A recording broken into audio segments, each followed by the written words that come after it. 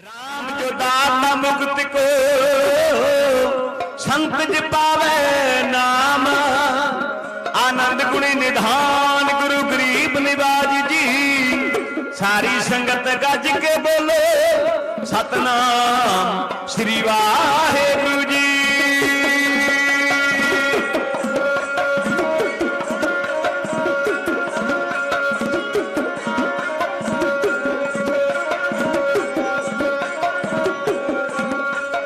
देशवा पर मोए ऐ शुभ कर्म ते कबहू न डरो ना डरो, सो जब जाए करो निश्चय करे अपनी जीत करो।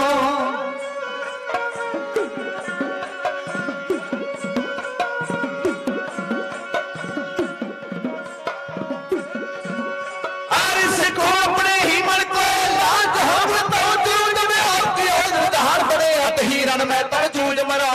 बेनती मेरी है बेनती संगते गुरा दिए वाहेगुरु वाहेगुरु।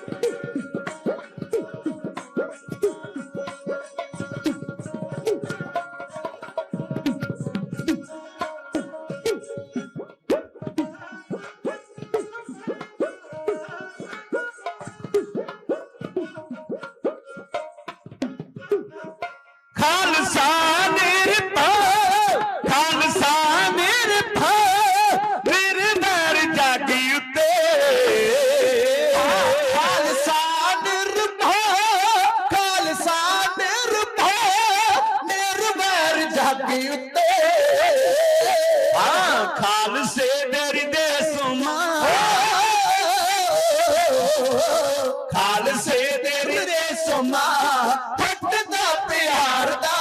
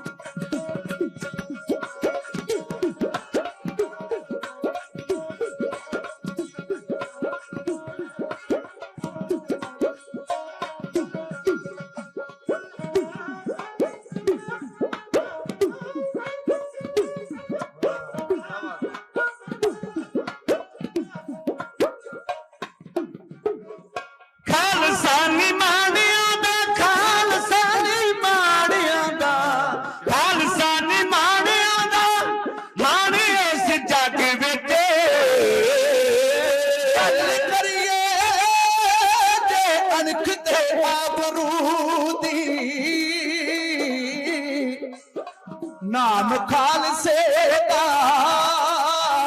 पहला आमदा लोग अपनी इज्जत ते मार कर दे एह गैरां दी पत बचावदा लेके बाटियों चिनक कुर्बानियां दी भाजड़ दुश्मना नो फिर पावदा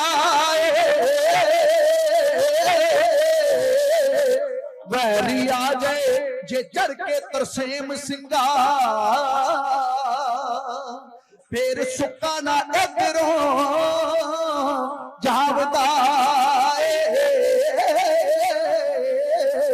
मुड़ के सुक्का ना इधरों जावदा जड़े चरखड़ी आरिया तीर छड़े बंद बंद कटवाए ता खालसे में इट्टा हड्डियां मिजदाला गारा कौमी महल बनाया था खालसे ने शान खालसे दी उच्ची जग नालो शीश तली टकाया था खालसे ने धरती कंबी आसमान भी दौड़ गया अटक जहे अटकाया था खालसे ने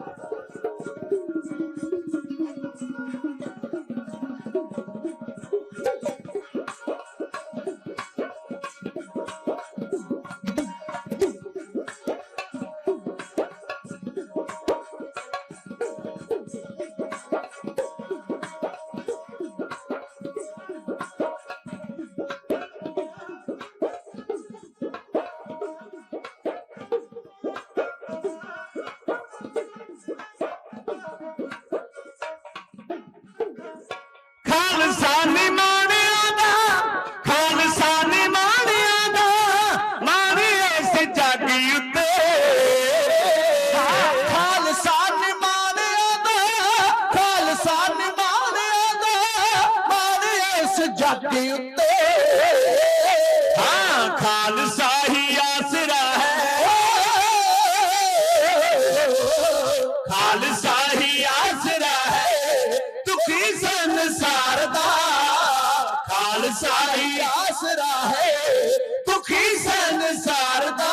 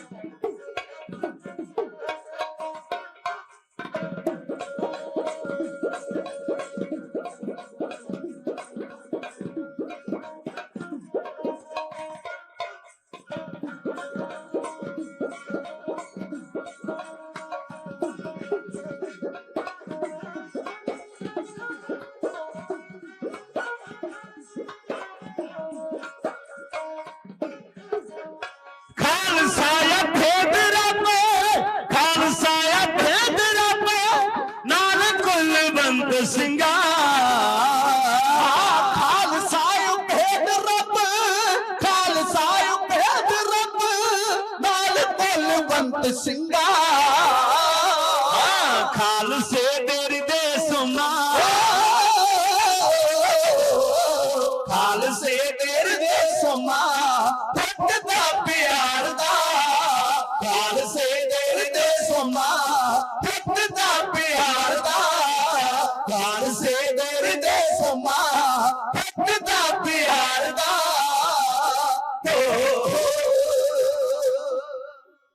चवर छत्र तख्त दे मालक ਸਮੁੱਚੀ ਮਾਨਵਤਾ ਦੇ ਗਿਆਨ ਦਾਤਾ ਰੱਬੀ ਬਖਸ਼ਾ ਨਾਲ ਸਰਸ਼ਾਰ ਸ਼ਬਦ ਗੁਰੂ ਗੁਰੂ ਗ੍ਰੰਥ ਸਾਹਿਬ ਮਹਾਰਾਜ ਜੀ ਦੇ ਪਾਵਨ ਪਵਿੱਤਰ ਚਰਨਾਂ ਵਿੱਚ ਸੱਜ ਬੈਠੀ ਗੁਰੂ ਕੀ ਸਾਜੀ ਨਵਾਜੀ ਸਾਧ ਸੰਗਤ, ਕਬੀਰ ਸਾਹਿਬ ਦੇ ਸ਼ਲੋਕ ਅਸੀਂ ਗੁਰੂ ਕੀ ਬਾਣੀ ਰਾਹੀਂ ਗੁਰੂ ਕੇ ਗ੍ਰੰਥੀ ਸਿੰਘ ਪਾਸੋਂ ਸਰਵਣ ਕਰਦੇ ਹਾਂ। ਕਬੀਰ ਸਾਹਿਬ ਸੰਸਾਰਕ ਲੋਕਾਂ ਨੂੰ ਇੱਕ ਤਾੜਨਾ ਕਰਦੇ। ਕਬੀਰ ਸਾਹਿਬ ਕਹਿੰਦੇ ਸਾਕਤ ਸੰਗ ਨ ਕੀਜੀਐ ਦੂਰੇ ਜਾਈਏ ਭਾਗ।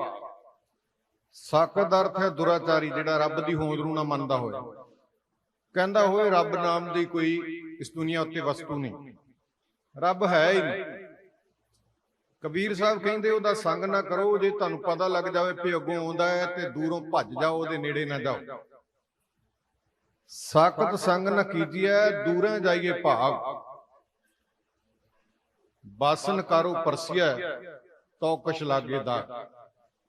ਕਬੀਰ ਸਾਹਿਬ ਅਗਲੀ ਪੰਕਤੀ ਵਿੱਚ ਕਹਿੰਦੇ ਕਿ ਕਹਿਣ ਦਾ ਭਾਂਡਾ ਕਿੰਨਾ ਵੇਖਣ ਨੂੰ ਸੋਹਣਾ ਲੱਗਦਾ, ਪਰ ਜੇ ਉਹਦੇ ਨਾਲ ਹੱਥ ਮਲੀਏ ਤੇ ਕਾਲਖ ਛੱਡਦਾ ਹੈ।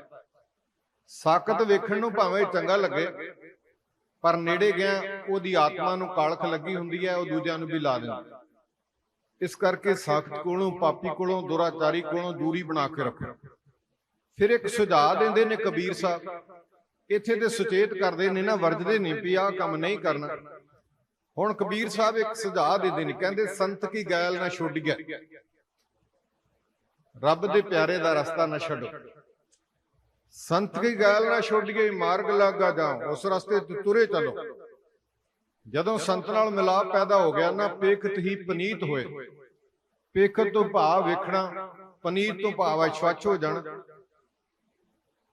ਮੈਲੀ ਆਤਮਾ ਸਾਧੂ ਦੇ ਦਰਸ਼ਨ ਕੀਤਿਆਂ ਸਵੱਛ ਹੋ ਜਾਵੇ।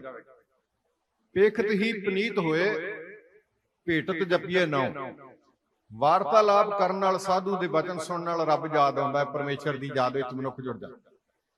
ਇਸ ਦੇ ਨਾਲ ਨਾਲ ਕਬੀਰ ਸਾਹਿਬ ਨੇ ਇੱਕ ਹੋਰ ਵੀ ਬੜਾ ਵੱਡਾ ਗਿਆਨ ਦਿੱਤਾ ਹੈ ਸਮਾਜ ਦੇ ਲੋਕਾਂ ਨੂੰ।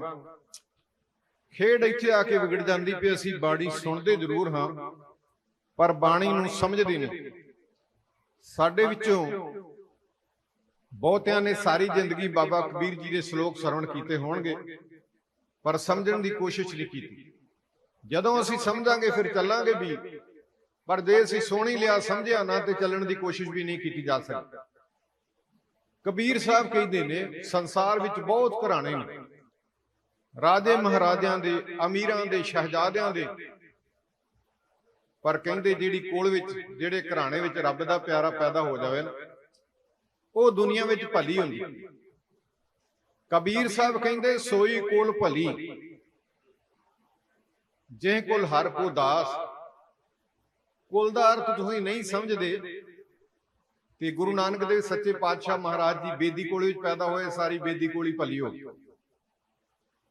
ਗੁਰੂ ਰਾਮਦਾਸ ਮਹਾਰਾਜ ਜੀ ਸੋਢੀ ਕੋਲ ਵਿੱਚ ਪੈਦਾ ਹੋਏ, ਸੋਢੀ ਕੋਲ ਸਤਿਕਾਰਯੋਗ ਹੋ ਗਏ।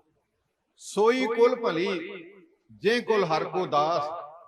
ਉਹ ਕੋਲ ਭਾਗਾਂ ਵਾਲੀ ਹੋ ਜਾਂਦੀ ਹੈ ਜਿੱਥੇ ਰੱਬ ਦਾ ਪਿਆਰਾ ਪੈਦਾ ਹੋ ਜਾਂਦਾ, ਜਿਹੜੀ ਕੋਲ ਵਿੱਚ। ਅਗਲੀ ਪੰਕਤੀ ਵਿੱਚ ਕਹਿੰਦੇ ਨੇ ਜੇ ਕੋਲ ਸਾਧ ਨ ਉਪਜੈ ਸੋ ਕੋਲ ਢਾਕ ਪਲਾਸ।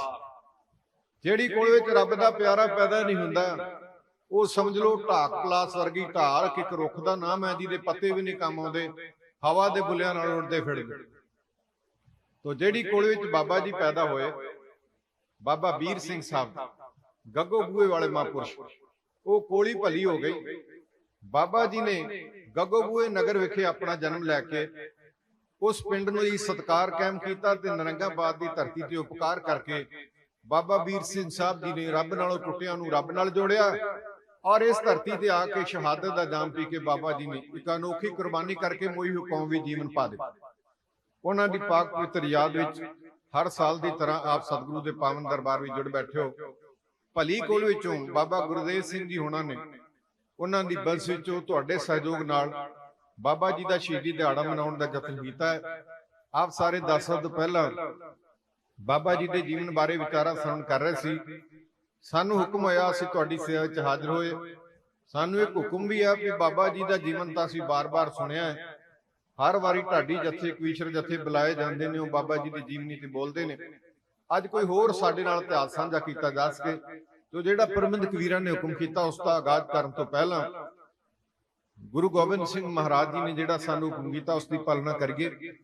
ਸਾਰੀ ਸਿੱਖ ਸੰਗਤ ਇੱਕ ਆਵਾਜ਼ ਵਿੱਚ ਕਹੋ ਜੀ, ਵਾਹਿਗੁਰੂ ਜੀ ਕਾ ਖਾਲਸਾ, ਵਾਹਿਗੁਰੂ ਜੀ ਕੀ ਫਤਿਹ। ਬਾਬਾ ਸੰਤ ਖਾਲਸਾ ਜੀ ਦੇ ਘਰ ਦੇ ਸੇਵਾਦਾਰ ਬਾਬਾ ਆਨੰਦ ਸਿੰਘ ਜੀ ਦੇ ਨਾਮ ਤੇ ਸਿੰਘ ਸਾਹਿਬ ਜੀ ਹੁਣਾਂ ਵੱਲੋਂ ਬਹੁਤ ਸਾਰੀ ਮਾਇਆ ਅਰਦਾਸ ਹੋਈ। ਵਾਹਿਗੁਰੂ ਨਾਮਦਾਨ ਚੜ੍ਹਦੀ ਕਲਾ ਦੀ ਦਾਤ ਬਖਸ਼ੇ। ਮੁੱਖ ਸੇਵਾਦਾਰ ਬਾਬਾ ਗੁਰਦੇਵ ਸਿੰਘ ਜੀ, ਬਾਬਾ ਜੀ ਦੇ ਵੰਸ਼ ਵਿੱਚੋਂ, ਉਹਨਾਂ ਵੱਲੋਂ ਪਿਆਰ ਸਹਿਤ ਅਸੀਸਾਂ ਦੇ ਰੂਪ ਵਿੱਚ 500 ਰੁਪਏ ਮਾਇਆ ਅਰਦਾਸ ਕਰਾਈ ਗਈ। ਗਰੀਬ ਨਵਾਜ਼ ਸੱਚੇ ਪਾਤਸ਼ਾਹ ਮਹਾਰਾਜ ਜੀ ਚੜ੍ਹਦੀ ਕਲਾ ਨਾਲ ਸੇਵਾ ਕਰਨ ਦਾ ਬਲ ਬਖਸ਼ਣ। ਜਥੇਦਾਰ ਬਾਬਾ ਰਜਿੰਦਰਪਾਲ ਸਿੰਘ ਜੀ ਮਾਲੂਵਾਲ, ਜੋ ਢਾਡੀ ਕਲਾ ਨਾਲ ਬਹੁਤ ਵੱਡਾ ਸਨੇਹ ਰੱਖਦੇ ਨੇ, ਮਾਇਆ ਅਰਦਾਸ ਕਰਾ ਰਹੇ ਨੇ, ਸਤਿਗੁਰੂ ਨਾਮਦਾਨ ਬਖਸ਼ਣ। ਸਾਡੇ ਬਰਖੁਰਦਾਰਾਂ ਦੀ ਦੁਨੀਆ ਵਿੱਚੋਂ ਗੁਰਪੁਰਵਾਸੀ ਸਿੱਖ ਜਗਤ ਦੇ ਮਹਾਨ ਢਾਡੀ ਗਿਆਨੀ ਗੁਰਮੇਜ ਸਿੰਘ ਜੀ ਬਾਦਲ, ਉਹਨਾਂ ਦੇ ਪੁੱਤਰੇ ਢਾਡੀ ਲਵਪ੍ਰੀਤ ਸਿੰਘ ਜੀ ਬਾਦਲ, ਉਹਨਾਂ ਵੱਲੋਂ ਬਹੁਤ ਸਾਰੀ ਮਾਇਆ ਅਰਦਾਸ ਹੋਈ। ਕਾਮਯਾਬੀ ਲਈ ਗੁਰੂ ਬਾਬਾ ਜੀ ਦੇ ਪਾਵਨ ਚਰਨਾਂ ਵਿੱਚ ਬਿਨੇ। ਜਥੇਦਾਰ ਅਜੈਬ ਸਿੰਘ ਜੀ ਪੂਰਾ ਕਰੀਮਪੁਰ ਬਹੁਤ ਸਾਰਾ ਪਿਆਰ ਭੇਜ ਰਹੇ ਨੇ। ਬਹਾਦਰ ਸਿੰਘ ਤੇ ਬਚਿੱਤਰ ਸਿੰਘ ਭੰਗਾਲੇ ਵਾਲੇ ਸਾਡੇ ਛੋਟੇ ਵੀਰ ਮਾਇਆ ਅਰਦਾਸ ਕਰਾ ਰਹੇ ਨੇ। ਸਤਿਗੁਰੂ ਚੜ੍ਹਦੀ ਕਲਾ ਦੀ ਦਾਤ ਬਖਸ਼ੇ। ਗੁਰੂ ਕੀ ਸਾਜੀ ਨਵਾਜੀ ਸਾਧ ਸੰਗਤ, ਜਦੋਂ ਵੀ ਕਿਤੇ ਗੱਲ ਚੱਲਦੀ ਹੈ, ਸਰੋਤੇ ਜਨ ਸਾਹਮਣੇ ਆਉਂਦੇ ਨੇ ਤੇ ਕਹਿੰਦੇ ਨੇ ਜਾਂ ਖਾਲਸਾ ਰਾਜ ਕਿਵੇਂ ਗਿਆ ਜਾਂ ਖਾਲਸਾ ਰਾਜ ਕਿਵੇਂ ਬਣਿਆ, ਉਸ ਦੀ ਵਾਰਤਾਲਾਪ ਸਾਡੇ ਨਾਲ ਸਾਂਝੀ ਕਰੋ। ਬਣਿਆ ਕਿਵੇਂ ਬਹੁਤ ਲੰਬਾ ਇਤਿਹਾਸ ਹੈ, ਗਿਆ ਕਿਵੇਂ ਇਹ ਵੀ ਬੜਾ ਲੰਬਾ ਇਤਿਹਾਸ ਹੈ। ਜਿਹੜੇ ਮਕਾਨ ਨੂੰ ਬਣਾਉਂਦਿਆਂ ਚਿਰ ਲੱਗਦਾ, ਉਹਨੂੰ ਢਾਉਂਦਿਆਂ ਵੀ ਲੱਗਦਾ। ਖਾਲਸਾ ਰਾਜ ਬਣਾਉਣ ਵੇਲੇ ਗੁਰੂ ਨਾਨਕ ਦੇਵ ਮਹਾਰਾਜ ਜੀ ਨੇ ਖਾਲਸਾ ਰਾਜ ਦੀ ਨੀਂਹ ਰੱਖੀ ਸੀ ਤੇ ਗੁਰੂ ਸਾਹਿਬ ਗੁਰੂ ਅਰਜਨ ਦੇਵ ਮਹਾਰਾਜ ਜੀ ਨੇ ਇਹਦੀਆਂ ਨੀਹਾਂ ਵਿੱਚ ਆਪਣੇ ਜਿਸਮ ਦਾ ਬਲੀਦਾਨ ਦਿੱਤਾ। ਅਨੇਕਾਂ ਸਿੱਖਾਂ ਨੇ ਸ਼ਹਾਦਤ ਦਾ ਜਾਮ ਪੀਤਾ। ਫਿਰ ਜਾ ਕੇ ਕਲਗੀ ਵਾਲੇ ਪਾਤਸ਼ਾਹ ਮਹਾਰਾਜ ਦੀ ਰਹਿਮਤ ਨਾਲ ਖਾਲਸਾ ਰਾਜ ਸਥਾਪਿਤ ਹੋਇਆ ਤੇ ਖਾਲਸਾ ਰਾਜ ਇੰਨਾ ਵਧੀਆ ਰਾਜ ਸੀ ਜਿਹਦੇ ਰਾਜ ਵਿੱਚ ਕਿਸੇ ਨਾਲ ਧਰਮ ਦਾ ਵਿਤਕਰਾ ਨਹੀਂ ਸੀ, ਅਮੀਰੀ ਤੇ ਗਰੀਬੀ ਦਾ ਪਾੜਾ ਕੋਈ ਨਹੀਂ ਸੀ। ਖਾਲਸਾ ਰਾਜ ਵਿੱਚ ਜੇ ਹਰਮੰਦਰ ਸਾਹਿਬ ਲਈ ਦਾਨ ਕੀਤਾ ਜਾਂਦਾ ਸੀ, ਮਸਜਿਦ ਲਈ ਵੀ ਦਾਨ ਕੀਤਾ ਜਾਂਦਾ। ਜੇ ਮਸਜਿਦ ਲਈ ਦਾਨ ਕੀਤਾ ਜਾਂਦਾ ਸੀ, ਮੰਦਿਰ ਵੀ ਉਸਾਰੇ ਜਾਂਦੇ ਸਨ, ਗਿਰਦੇ ਵੀ ਉਸਾਰੇ ਜਾਂਦੇ ਸਨ। ਮਹਾਰਾਜਾ ਰਣਜੀਤ ਸਿੰਘ ਉਸ ਰਾਜ ਦੇ ਮੁੱਖ ਸੇਵਾਦਾਰ ਬਣੇ। ਮਹਾਰਾਜਾ ਜੀ ਨੇ ਕਦੇ ਨਹੀਂ ਜਤਾਇਆ ਵੀ ਮੈਂ ਮਹਾਰਾਜਾ। ਜੇ ਉਹਨਾਂ ਨੂੰ ਪੁੱਛਿਆ ਜਾਂਦਾ ਸੀ ਉਹ ਕਿਆ ਕਰਦੇ ਸਨ, ਰਾਜ ਖਾਲਸੇ ਦਾ ਹੈ, ਮੈਨੂੰ ਕਲਗੀ ਵਾਲੇ ਪਾਤਸ਼ਾਹ ਮਹਾਰਾਜ ਨੇ ਇਸ ਦੀ ਸੇਵਾਦਾਰੀ ਥਾਪੀ। ਤੋਂ ਬਾਬਾ ਵੀਰ ਸਿੰਘ ਸਾਹਿਬ ਜੀ ਦਾ ਖਾਲਸੇ ਰਾਜ ਵਿੱਚ ਬੜਾ ਵੱਡਾ ਸਤਿਕਾਰ ਸੀ। ਬਾਬਾ ਵੀਰ ਸਿੰਘ ਜਦੋਂ ਵੀ ਕਿਸੇ ਸਰਦਾਰ ਨੂੰ ਕਿਸੇ ਕਾਰਨ ਮਹਾਰਾਜਾ ਰਣਜੀਤ ਸਿੰਘ ਆਪਣੀ ਫੌਜ ਵਿੱਚੋਂ ਕੱਢ ਦਿੰਦੇ ਸਨ ਜਾਂ ਉਹਦੀ ਜ਼ਗੀਰ ਖੋਹ ਲਈ ਜਾਂਦੀ ਸੀ ਤੇ ਬਾਬਾ ਵੀਰ ਸਿੰਘ ਚਿੱਠੀ ਲਿਖ ਦਿੰਦੇ ਸਨ। ਮਹਾਰਾਜਾ ਜੀ ਬਿਨਾਂ ਕਿਸੇ ਉਜਰ ਤੋਂ ਉਹ ਸਰਦਾਰ ਦੀ ਜ਼ਗੀਰ ਛੇੜੀ ਜੀ ਵਾਪਸ ਕਰ ਦਿੰਦੇ ਸਨ ਔਰ ਉਸ ਨੂੰ ਅਹੁਦੇ ਤੇ ਬਹਾਲ ਕਰ ਦਿੰਦੇ ਸਨ। ਬੜਾ ਸਤਿਕਾਰ ਕਰਦੇ ਸਨ। ਸ਼ੇਰੇ ਪੰਜਾਬ ਮਹਾਰਾਜਾ ਰਣਜੀਤ ਸਿੰਘ ਬਾਬਾ ਵੀਰ ਸਿੰਘ ਸਾਹਿਬ ਜੀ ਆਪ ਦੀ ਸਰਵਣ ਕਰ ਚੁੱਕੇ ਹੋਵੋਗੇ ਕਿ ਸ਼ੇਰੇ ਪੰਜਾਬ ਇੱਕ ਵਾਰੀ ਨਰੰਗਾਬਾਦ ਦੀ ਧਰਤੀ ਤੇ ਬਾਬਾ ਵੀਰ ਸਿੰਘ ਕੋਲੇ ਆਇਆ। ਬਾਬਾ ਜੀ ਨੇ ਸ਼ਰਤ ਰੱਖੀ ਸੀ, ਇੱਕ ਤਾਂ ਕਿਸੇ ਘੋੜੇ ਜਾਂ ਹਾਥੀ ਤੇ ਚੜ੍ਹ ਕੇ ਨਹੀਂ ਆਉਣਾ, ਸੇਵਾਦਾਰਾਂ ਵਾਂਗ ਆਉਣਾ। ਦੂਜੀ ਗੱਲ ਇਹ ਵੀ ਪੰਗਤ ਵਿੱਚ ਬਹਿ ਕੇ ਲੰਗਰ ਛਕਣਾ ਤੇ ਤੀਜੀ ਗੱਲ ਰਣਜੀਤ ਸਿੰਘਾ ਇਹ ਗੁਰੂ ਕੇ ਘਰ ਵਿੱਚ ਦਾਨ ਨਹੀਂ ਦੇਣਾ, ਜਤਾਉਣਾ ਨਹੀਂ ਮੈਂ ਮਹਾਰਾਜਾ। ਮਹਾਰਾਜਾ ਰਣਜੀਤ ਸਿੰਘ ਆਏ, ਦੂਰੋਂ ਹੀ ਬੜੀ ਦੂਰ ਦੀ ਵਿੱਥ ਤੋਂ ਹੀ ਹਾਥੀ ਤੋਂ ਥੱਲੇ ਉਤਰ ਆਏ, ਪੈਰਾਂ ਦਾ ਜੋੜਾ ਉਤਾਰਿਆ ਤੇ ਨੰਗੇ ਪੈਰੀ ਚੱਲ ਕੇ ਬਾਬਾ ਵੀਰ ਸਿੰਘ ਸਾਹਿਬ ਜੀ ਦੇ ਡੇਰੇ ਵਿੱਚ ਆਏ। ਬਾਬਾ ਜੀ ਦੇ ਹੁਕਮ ਮੁਤਾਬਕ ਇਤਾਂ ਨੰਗੇ ਪੈਰੀ ਚੱਲ ਕੇ ਆਇਆ, ਜਤਾਇਆ ਨਹੀਂ ਵੀ ਮੈਂ ਬਾਦਸ਼ਾਹ।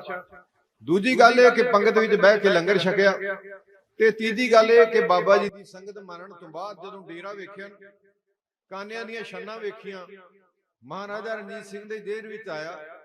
ਬਾਬਾ ਜੀ ਨੂੰ ਬੇਨਤੀ ਕਰਾਂ, ਜੇ ਮੰਨ ਜਾਣ ਤੇ ਥੋੜੀ ਜੀ ਭੇਟਾ ਧਰਾਂ ਤੇ ਡੇਰਾ ਪੱਕਾ ਬਣ ਜਾਏ।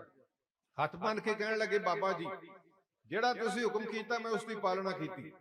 ਮੈਂ ਬਾਦਸ਼ਾਹ ਬਣ ਕੇ ਨਹੀਂ, ਸੇਵਾਦਾਰ ਬਣ ਕੇ ਇੱਕ ਬੇਨਤੀ ਕਰਨੀ ਚਾਹੁੰਦਾ ਹਾਂ, ਜੇ ਥੋੜੀ ਜੀ ਮਾਇਆ ਦੀ ਭੇਟਾ ਲੈ ਲਓ, ਜੇ ਥੋੜੀ ਜੀ ਮਾਇਆ ਸਵੀਕਾਰ ਕਰ ਲਓ, ਆਪਣਾ ਸੇਵਕ ਜਾਣ ਕੇ। ਡੇਰਾ ਛੰਨਾਂ ਦਾ ਬਣਿਆ ਹੋਇਆ ਹੈ, ਡੇਰਾ ਕਾਨਿਆਂ ਦਾ ਬਣਿਆ ਹੋਇਆ, ਡੇਰਾ ਕੱਖ ਕਾਨ ਦਾ ਬਣਿਆ ਹੋਇਆ। ਜੇ ਕਿਤੇ ਭੇਟਾ ਸਵੀਕਾਰ ਕਰ ਲਓ, ਇਹ ਡੇਰਾ ਪੱਕਾ ਬਣ ਜਾਵੇ, ਜਿਹਦੇ ਉੱਤੇ ਨਾ ਮੀਂਹ ਦਾ ਪ੍ਰਭਾਵ ਬਣੇ ਨਾ ਢੇਰੀ ਦਾ ਪ੍ਰਭਾਵ ਪਵੇ, ਸੰਗਤ ਆਰਾਮ ਨਾਲ ਬਹਿ ਸਕੇ ਔਰ ਲੰਗਰ ਪਾਣੀ ਸੁਖਾਲੇ ਤਰੀਕੇ ਨਾਲ ਤਿਆਰ ਹੋ ਸਕੇ। ਬਾਬਾ ਵੀਰ ਸਿੰਘ ਸਾਹਿਬ ਜੀ ਨੇ ਆਖਿਆ, ਓਏ ਰਣਜੀਤ ਸਿੰਘਾ, ਤੈਨੂੰ ਰੱਬ ਨੇ ਸੰਸਾਰ ਤੇ ਰਾਜ ਕਰਨ ਲਈ ਭੇਜਿਆ ਹੈ, ਤੂੰ ਦੁਨੀਆ ਤੇ ਰਾਜ ਕਰ। ਸਾਨੂੰ ਵਾਹਿਗੁਰੂ ਨੇ ਪੰਜਾਂ ਤੇ ਰਾਜ ਕਰਨ ਵਾਸਤੇ ਭੇਜਿਆ, ਸੀ ਪੰਜਾਂ ਤੇ ਰਾਜ ਕਰ। ਤੇਰੀ ਮਾਇਆ ਅਸੀਂ ਨਹੀਂ ਲੈਣੀ। ਨਾ ਲੈਣ ਦਾ ਕਾਰਨ ਇਹ ਸੀ ਕਿ ਜੇ ਰਾਜਿਆਂ ਦੀ ਮਾਇਆ ਗੁਰਦੁਆਰਿਆਂ ਵਿੱਚ ਲੱਗਣ ਲੱਗ ਪਈ ਤੇ ਗੁਰਦੁਆਰਿਆਂ ਵਿੱਚੋਂ ਕੁਝ ਪ੍ਰਾਪਤ ਨਹੀਂ ਹੋਣਾ ਜਿਹੜਾ ਹੋਣਾ ਚਾਹੀਦਾ। ਬਾਬਾ ਵੀਰ ਸਿੰਘ ਸਾਹਿਬ ਜੀ ਨੇ ਮਾਇਆ ਲੈਣ ਤੋਂ ਇਨਕਾਰ ਕਰ ਦਿੱਤਾ। ਮਹਾਰਾਜਾ ਜੀ ਨਿਮਰਤਾ ਸਹਿਤ ਚਰਨਾਂ ਤੇ ਨਮਸਕਾਰ ਕਰਕੇ ਉੱਠ ਕੇ ਚਲੇ ਗਏ। ਦੂਰ ਜਾ ਕੇ ਹਾਥੀ ਦੀ ਮਾਰੀ ਵਿੱਚ ਸਵਾਰ ਹੋਏ ਤੇ ਲਾਹੌਰ ਚਲੇ ਗਏ। ਇਤਿਹਾਸ ਦੇ ਪੰਨੇ ਦੱਸਦੇ ਨੇੜੇ ਬੈਠੀ ਸੰਗਤ ਨੇ ਆਖਿਆ, ਬਾਬਾ ਜੀ ਮਹਾਰਾਜਾ ਜੀ ਮਾਇਆ ਦੇ ਰਹੇ ਸਨ, ਜਦੋਂ ਹਨੇਰੀ ਆਉਂਦੀ ਹੈ ਛੰਨਾਂ ਦੇ ਛੱਪਰ ਉੱਡਦੇ ਨੇ, ਬਣਾਈਆਂ ਹੋਈਆਂ ਕਾਨਿਆਂ ਦੀਆਂ ਦੀਵਾਰਾਂ ਡਿੱਗ ਪੈਂਦੀਆਂ ਨੇ, ਮੀਂਹ ਦਾ ਪ੍ਰਭਾਵ ਪੈਂਦਾ ਤੇ ਗੁਰਦੁਆਰਾ ਡੇਰਾ ਸੋਹਣਾ ਬਣ ਜਾਂਦਾ। ਮਹਾਰਾਜਾ ਜੀ ਸੇਵਕ ਬਣ ਕੇ ਸੇਵਾ ਕਰ ਰਹੇ ਸਨ।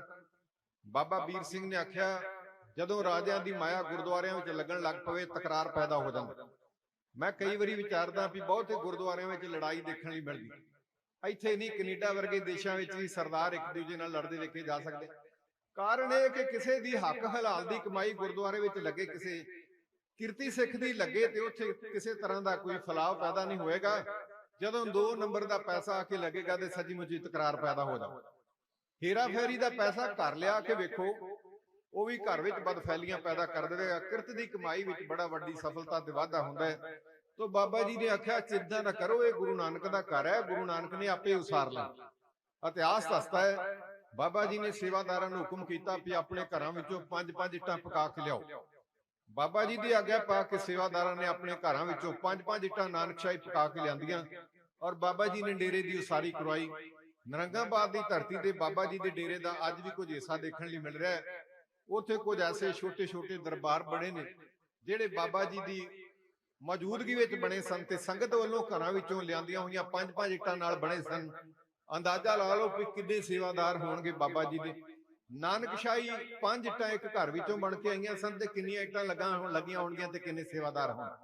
ਤਾਂ ਗੁਰੂ ਕੀ ਸਾਜੀ ਮਾਜੀ ਸਾਧ ਸੰਗਤ, ਬੜਾ ਵੱਡਾ ਬਾਬਾ ਜੀ ਨੇ ਸਿੱਖੀ ਦਾ ਪ੍ਰਤਾਰ ਮਾਝੇ ਦੀ ਧਰਤੀ ਤੇ ਕੀਤਾ। ਇਸ ਦੇ ਨਾਲ ਇੱਕ ਹੋਰ ਕਹਾਣੀ ਬਾਬਾ ਜੀ ਦੀ ਸਾਂਝੀ ਕਰਾਂ। ਬਾਬਾ ਜੀ ਨਿਰਮੋਹ ਕਿੰਨੇ ਸਨ, ਜਣੀ ਮਾਇਆ ਨਾਲ ਮੋਹ ਨਹੀਂ ਸਨ ਕਰਦੇ। ਦੀਵਾਲੀ ਦਾ ਮੇਲਾ ਅੰਮ੍ਰਿਤਸਰ ਦੀ ਪਾਵਨ ਧਰਤੀ ਤੇ ਲੱਗਾ। ਬਾਬਾ ਵੀਰ ਸਿੰਘ ਸਾਹਿਬ ਜੀ ਸੇਵਾਦਾਰਾਂ ਨੂੰ ਨਾਲ ਲੈ ਕੇ ਦੀਵਾਲੀ ਦੇ ਮੇਲੇ ਤੇ ਹਾਜ਼ਰੀ ਭਰਨ ਵਾਸਤੇ ਗਏ। ਜਿੱਥੇ ਜੱਲਿਆਂਵਾਲਾ ਬਾਗ ਹੈ ਨਾ, ਪੰਡਿਤ ਜੱਲੇਵਾਲਾ ਬਾਗ, ਉਹ ਜੱਲਿਆਂਵਾਲੇ ਬਾਗ ਦੀ ਧਰਤੀ ਤੇ ਬਾਬਾ ਜੀ ਨੇ ਟਿਕਾਣਾ ਕੀਤਾ। ਮਹਾਰਾਜਾ ਰਣਜੀਤ ਸਿੰਘ ਵੀ ਆਏ ਸਨ ਦੀਵਾਲੀ ਦਾ ਮੇਲਾ ਵੇਖਣ ਵਾਸਤੇ। ਜਦੋਂ ਪਤਾ ਲੱਗਾ ਬਾਬਾ ਵੀਰ ਸਿੰਘ ਸਾਹਿਬ ਜੀ ਆਏ ਨੇ, ਸ਼ੇਰੇ ਪੰਜਾਬ ਕੁਝ ਕਸ਼ਮੀਰ ਦੇ ਫਲ ਲੈ ਕੇ ਬਾਬਾ ਜੀ ਦੇ ਚਰਨਾਂ ਵਿੱਚ ਹਾਜ਼ਰ ਹੋਏ। ਨਮਸਕਾਰ ਕੀਤੀ, ਭੇਟਾ ਹਾਜ਼ਰ ਕੀਤੀ, ਬਾਬਾ ਜੀ ਦੇ ਨੇੜੇ ਬਹਿ ਗਏ। ਬਾਬਾ ਜੀ ਵਿਚਾਰਾਂ ਕਰਦੇ ਰਹੇ, ਸ਼ਬਦ ਦੀ ਵਿਚਾਰ ਚੱਲਦੀ ਰਹੀ, ਢੋਲਕੀ ਛੈਣਿਆਂ ਨਾਲ ਕੀਰਤਨ ਹੁੰਦਾ ਰਿਹਾ। ਸ਼ੇਰੇ ਪੰਜਾਬ ਤੁਰਨ ਲੱਗੇ ਤੇ ਕਹਿਣ ਲੱਗੇ, ਬਾਬਾ ਜੀ ਕੋਈ ਮੇਰੇ ਲਾਇਕ ਸੇਵਾ, ਕੋਈ ਮੈਨੂੰ ਹੁਕਮ। ਤੇ ਬਾਬਾ ਵੀਰ ਸਿੰਘ ਕਹਿਣ ਲੱਗੇ, ਹਾਂ ਰਣਜੀਤ ਸਿੰਘ ਤੈਨੂੰ ਵੀ ਹੁਕਮ। ਕਿਹੜਾ ਹੁਕਮ ਹੈ ਬਾਬਾ ਜੀ? ਮੈਨੂੰ, ਮੈਂ ਖਿੜੇ ਮੱਥੇ ਪ੍ਰਵਾਨ ਕਰਾਂਗਾ। ਬਾਬਾ ਵੀਰ ਸਿੰਘ ਨੇ ਆਖਿਆ, ਰਣਜੀਤ ਸਿੰਘਾ ਤੈਨੂੰ ਇਹ ਹੁਕਮ ਹੈ ਕਿ ਜਿੱਥੇ ਅਸੀਂ ਬੈਠੇ ਹੋਈਏ ਨਾ, ਤੂੰ ਸਾਡੀ ਸੰਗਤ ਵਿੱਚ ਨਾ ਆਇਆ ਕਰ। ਸਾਨੂੰ ਰੱਬ ਨਾਲ ਪਿਆਰ ਰੱਖਣ ਵਾਲੇ ਸਾਧੂਆਂ ਦੀ ਲੋੜ ਹੈ, ਗੁਰਮੁਖਾਂ ਦੀ ਲੋੜ ਹੈ, ਸਾਨੂੰ ਮਹਾਰਾਜਿਆਂ ਦੀ ਲੋੜ ਨਹੀਂ। ਗੁਰੂ ਕੀ ਸਾਜੀ ਮਾਜੀ ਸਾਧ ਸੰਗਤ, ਸ਼ੇਰੇ ਪੰਜਾਬ ਨੇ ਮੱਥੇ ਤੇ ਹੱਥ ਮਾਰਿਆ ਤੇ ਜਾਂਦਾ ਜਾਂਦਾ ਕਹਿਣ ਲੱਗਾ, ਓਏ ਜਿਨ੍ਹਾਂ ਨੂੰ ਮੈਂ ਪਿਆਰ ਕਰਦਾ ਉਹ ਮੈਨੂੰ ਡੇਰੇ ਵਿੱਚ ਨਹੀਂ ਵੜਨ ਦਿੰਦੇ, ਲਾਗੇ ਨਹੀਂ ਬਹਿਣ ਦਿੰਦੇ। ਜਿਨ੍ਹਾਂ ਨੂੰ ਮੈਂ ਵੇਖਣਾ ਨਹੀਂ ਚਾਹੁੰਦਾ ਉਹ ਮੇਰੇ ਪਿੱਛਾ ਹੀ ਨਹੀਂ ਛੱਡਦੇ। ਗੁਰੂ ਕੀ ਸਾਜੀ ਮਾਜੀ ਸਾਧ ਸੰਗਤ, ਤਿਆਗ ਦੀ ਮੂਰਤ ਸਨ ਬਾਬਾ ਵੀਰ ਸਿੰਘ ਸਾਹਿਬ ਜੀ, ਜਿਨ੍ਹਾਂ ਨੇ ਇਸ ਪਾਵਨ ਧਰਤੀ ਦੇ ਜ਼ਰਿਆਂ ਨੂੰ ਆਪਣੇ ਖੂਨ ਨਾਲ ਪਵਿੱਤਰ ਕੀਤਾ। ਉਹਨਾਂ ਦੇ ਪਾਵਨ ਸਥਾਨ ਤੇ ਜੁੜ ਬੈਠੇ ਹੋ। ਸਿੱਖ ਰਾਜ ਵੇਲੇ ਸ਼ੇਰੇ ਪੰਜਾਬ ਦੇ ਦਿਲ ਵਿੱਚ ਬਾਬਾ ਜੀ ਦਾ ਬਹੁਤ ਵੱਡਾ ਸਤਿਕਾਰ ਸੀ।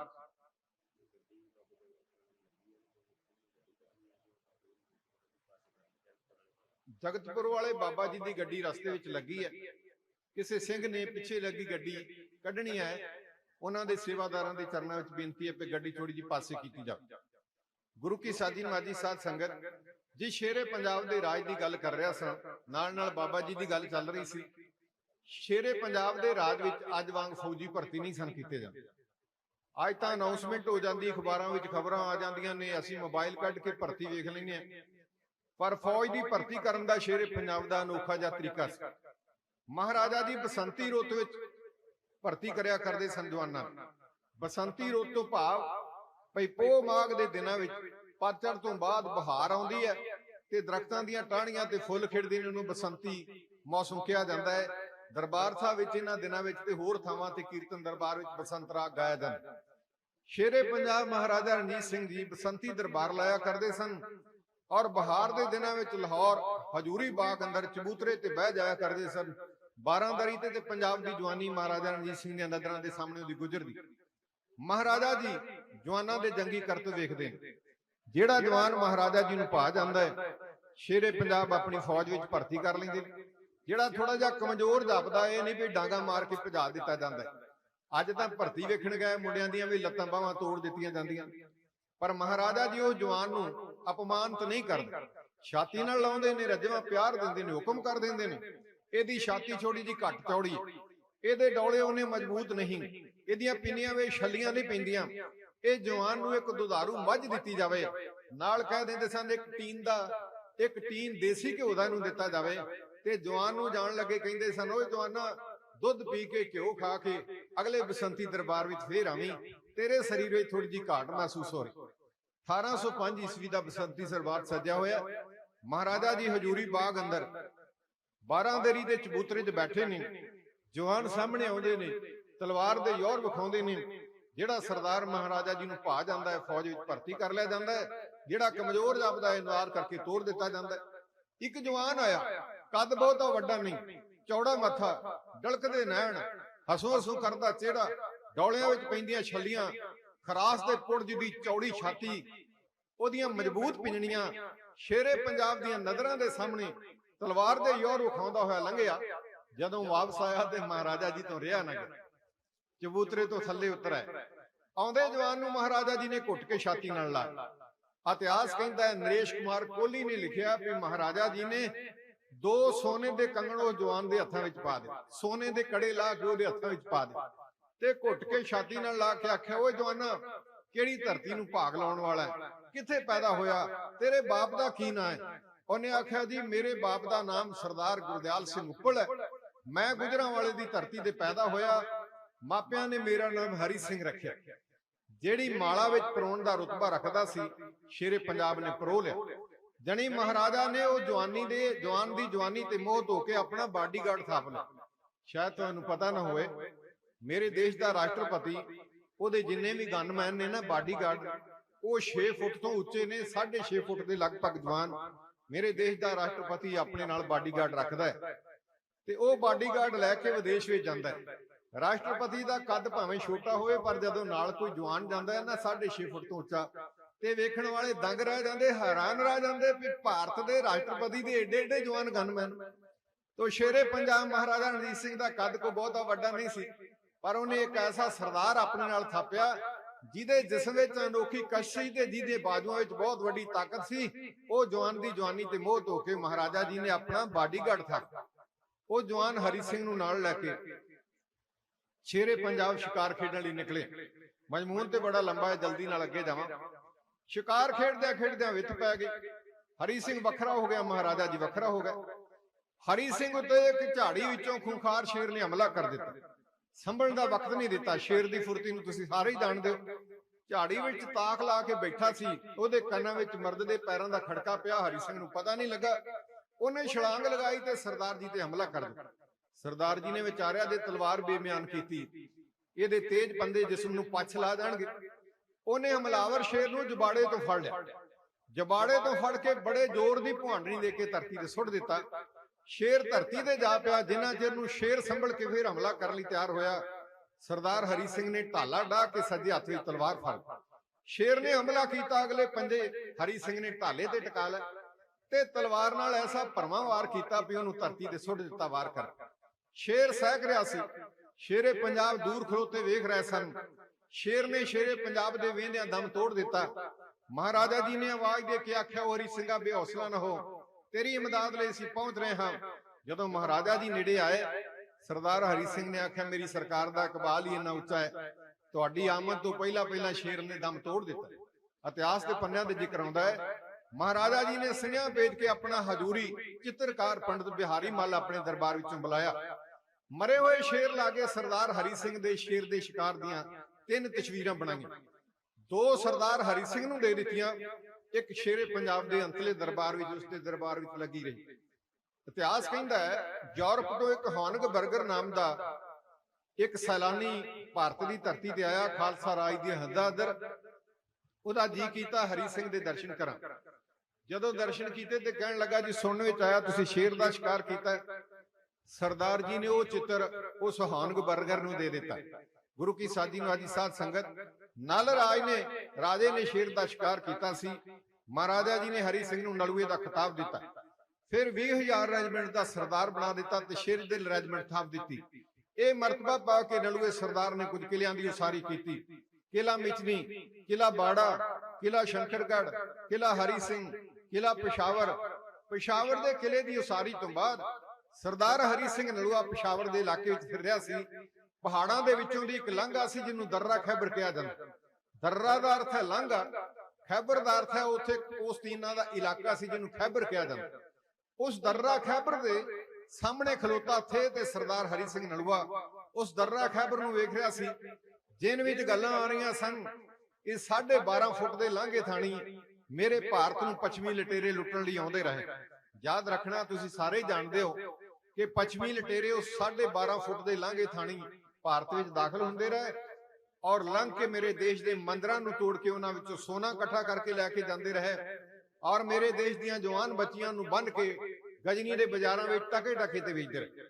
ਸਰਦਾਰ ਜੀ ਦੇ ਦੇਨ ਵਿੱਚ ਆਇਆ ਇਸ ਲਾਂਘੇ ਨੂੰ ਸਦਾ ਲਈ ਬੰਦ ਕਰ ਦੇਣਾ ਚਾਹੀਦਾ ਹੈ ਤੇ ਬੰਦ ਕਰਨ ਵਾਸਤੇ ਇਹਦੀ ਸੁਰੱਖਿਆ ਲਈ ਇਹਦੇ ਸਾਹਮਣੇ ਕਿਲਾ ਉਸਾਰਨਾ ਚਾਹੀਦਾ। ਜਿਹੜੀ ਇੱਥੇ ਤੇ ਖਲੋਤੇ ਸਨ ਉਸ ਦੇ ਲਾਗੇ ਇੱਕ ਪਿੰਡ ਸੀ ਜਿਸ ਦਾ ਨਾਮ ਹੈ ਜਮਰੌਦ। ਜਮਰੌਦ ਦਾ ਅਰਥ ਹੈ ਪਾਣੀ ਦਾ ਇਕੱਠ, ਰੌਦ ਦਾ ਨਾਮ ਹੈ ਪਾਣੀ ਦਾ ਇਕੱਠ, ਜਮ ਦਾ ਨਾਮ ਹੈ ਇੱਕ ਬੜਾ ਵੱਡਾ ਤਲਾਬ। ਉਸ ਪਾਣੀ ਦੇ ਇਕੱਠ ਦੇ ਨਾਂ ਤੇ ਬਣੇ ਹੋਏ ਪਿੰਡ ਦੀ ਉੱਚੀ ਥੇਹ ਉੱਤੇ ਸਰਦਾਰ ਹਰੀ ਸਿੰਘ ਨਲੂਏ ਨੇ ਨੀਰ ਖਵਾ ਕੇ ਕਿਲੇ ਦੀ ਉਸਾਰੀ ਦਾ ਕੰਮ ਆਰੰਭ ਕੀਤਾ। ਇਤਿਹਾਸਕਾਰਾਂ ਨੇ ਜ਼ਿਕਰ ਕੀਤਾ, ਬਾਬਾ ਪ੍ਰੇਮ ਸਿੰਘ ਜੀ ਹੋਤੀ ਮਰਦਾਨ ਕਹਿੰਦੇ ਕਿ ਉਹ ਕਿਲਾ 1 ਮਹੀਨੇ ਵਿੱਚ ਤਿਆਰ ਹੋ ਗਿਆ। ਜਦੋਂ 1 ਮਹੀਨੇ ਵਿੱਚ ਕਿਲਾ ਤਿਆਰ ਹੋ ਗਿਆ, ਉਹਦੇ ਵਿੱਚ ਇੱਕ ਖੂਹ ਵੀ ਲਾਇਆ ਤਾਂ ਕਿ ਲੋੜ ਵੇਲੇ ਕਿਰਤ ਵੇਲੇ ਪਾਣੀ ਦੀ ਵਰਤੋਂ ਕੀਤੀ ਜਾ ਸਕੇ। ਫਿਰ ਤੋਪਾਂ ਦੀ ਸਲਾਮੀ ਦੇ ਕੇ ਉਸ ਕਿਲੇ ਦੀ ਚੱਟ ਕੀਤੀ। ਇਸ ਦੇ ਨਾਲ ਨਾਲ ਉਸ ਕਿਲੇ ਦਾ ਨਾਮ ਗੁਰੂ ਗੋਬਿੰਦ ਸਿੰਘ ਮਹਾਰਾਜ ਜੀ ਦੇ ਛੋਟੇ ਸਾਹਿਬਜ਼ਾਦੇ ਬਾਬਾ ਫਤਿਹ ਸਿੰਘ ਦੇ ਨਾਮ ਉੱਤੇ ਰੱਖਿਆ। ਬਾਬਾ ਫਤਿਹ ਸਿੰਘ ਦੇ ਨਾਮ ਉੱਤੇ ਕਿਲੇ ਦੀ ਉਸਾਰੀ ਕੀਤੀ ਗਈ। ਗੁਰੂ ਕੀ ਸਾਜੀ ਨਵਾਜੀ ਸਾਧ ਸੰਗਤ, ਉਸ ਦੀ ਜ਼ਿੰਮੇਵਾਰੀ ਸਰਦਾਰ ਮਹਾ ਸਿੰਘ ਆਪਣੇ ਪਾਲਤੂ ਪੁੱਤਰ ਨੂੰ ਦੇ ਦਿੱਤੀ, ਜਿਸ ਪੁੱਤਰ ਨੂੰ ਮਤਵਾਨਾ ਬਣਾਇਆ ਸੀ। ਸਰਦਾਰ ਮਹਾ ਸਿੰਘ 1000 ਸਿਪਾਹੀ ਲੈ ਕੇ ਉਸ ਕਿਲੇ ਦੀ ਨਿਗਰਾਨੀ ਕਰ ਰਿਹਾ ਹੈ। ਸੁਭਾਵਕ ਹਰੀ ਸਿੰਘ ਨਲੂਆ ਬਿਮਾਰ ਪੈ ਗਿਆ। ਮਿਰਜ਼ਾ ਸਮੀ ਖਾਨ ਦੋਸਤ ਮੁਹੰਮਦ ਖਾਨ ਦਾ ਭੇਜਿਆ ਹੋਇਆ ਉਸ ਕਿਲੇ ਦੇ ਕਾਬਜ ਹੋਣ ਵਾਸਤੇ ਕਾਬਲ ਤੋਂ 50,000 ਮਲਖਈਆ ਲੈ ਕੇ ਦੋਸਤ ਮੁਹੰਮਦ ਖਾਨ ਦੇ ਪੁੱਤਰਾਂ ਨੂੰ ਨਾਲ ਲੈ ਕੇ 50 ਵੱਡੀਆਂ ਤੋਪਾਂ ਲੈ ਕੇ ਜਮਰੌਦ ਦੇ ਕਿਲੇ ਤੇ ਕਬਜ਼ਾ ਕਰਨ ਵਾਸਤੇ ਆਇਆ। 1837 ਈਸਵੀ ਦੀ 27 ਅਪ੍ਰੈਲ ਨੂੰ ਮੈਦਾਨ ਵਿੱਚ ਆਣ ਉਤਰਿਆ। ਅੰਦਰ 1000 ਦੀ ਗਿਣਤੀ ਸੀ, ਬਾਹਰ ਘੇਰਾ ਸੀ 50,000 ਤੋਂ ਵੱਧ। ਸਰਦਾਰ ਮਹਾ ਸਿੰਘ ਨੇ 1000 ਸਿੰਘਾਂ ਦਾ ਇਕੱਠ ਕੀਤਾ ਤੇ ਸਰਦਾਰ ਮਹਾ ਸਿੰਘ ਸਿੰਘਾਂ ਨੂੰ ਮੁਖਾਤਬ ਹੋ ਕੇ ਕਹਿ ਰਿਹਾ ਹੈ, ਤੁਸੀਂ ਚਮਕੌਰ ਦੇ ਸਾਕੇ ਨੇ ਸੁਣਿਆ ਹੈ, ਚਮਕੌਰ ਦਾ ਸਾਕਾ ਇੱਕ ਵਾਰੀ ਫੇਰ ਜਮਰੌਦ ਦੇ ਮੈਦਾਨ ਵਿੱਚ ਦੁਹਰਾਇਆ ਜਾਵੇਗਾ। ਕਲਗੀ ਵਾਲੇ ਪਾਤਸ਼ਾਹ ਮਹਾਰਾਜ ਦੀ ਕਮਾਂਡ ਥੱਲੇ ਸਿੰਘਾਂ ਨੇ ਚਮਕੌਰ ਵਿੱਚ ਜਿੱਤ ਪ੍ਰਾਪਤ ਕੀਤੀ ਸੀ। ਜਮਰੌਦ ਦੇ ਕਿਲੇ ਦਾ ਦਾਇਆ ਵੀ ਸਿਰਾਂ ਨਾਲ ਨਿਭਾਇਆ ਜਾਵੇਗਾ। 1000 ਸਿਪਾਹੀ ਦਾ ਸਿਪਾਹ ਸਲਾਰ ਸਰਦਾਰ ਮਹਾ ਸਿੰਘ ਸਿੰਘਾਂ ਨੂੰ ਮੁਖਾਤਬ ਹੋ ਕੇ ਇਉਂ ਆਖਦਾ,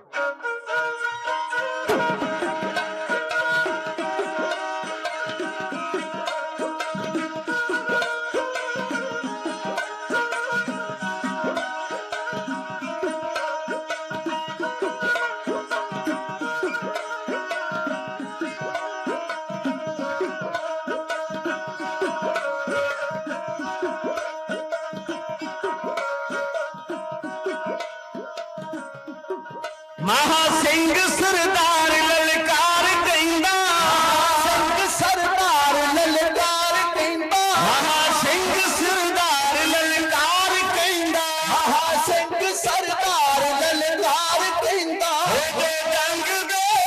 ਉਹਦੇ ਜੰਗ ਦੇ ਲਈ ਤਿਆਰ ਸਿੰਘ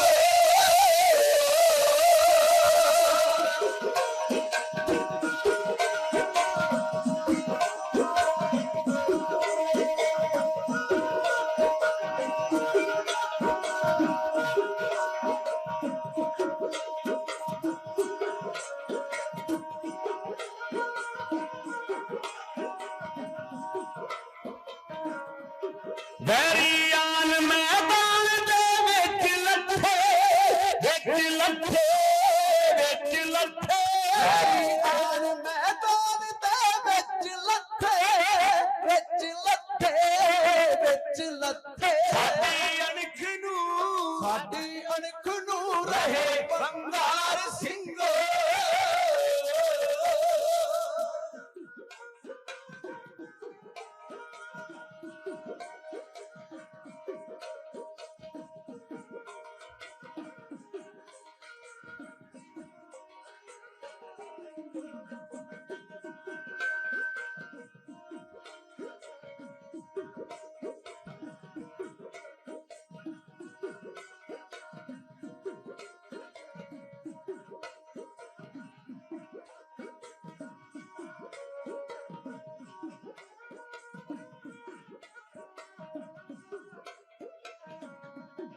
ਤੁਸੀਂ ਅੱਜ ਚਮਕੌਰ ਨੂੰ ਯਾਦ ਕਰ ਲੋ।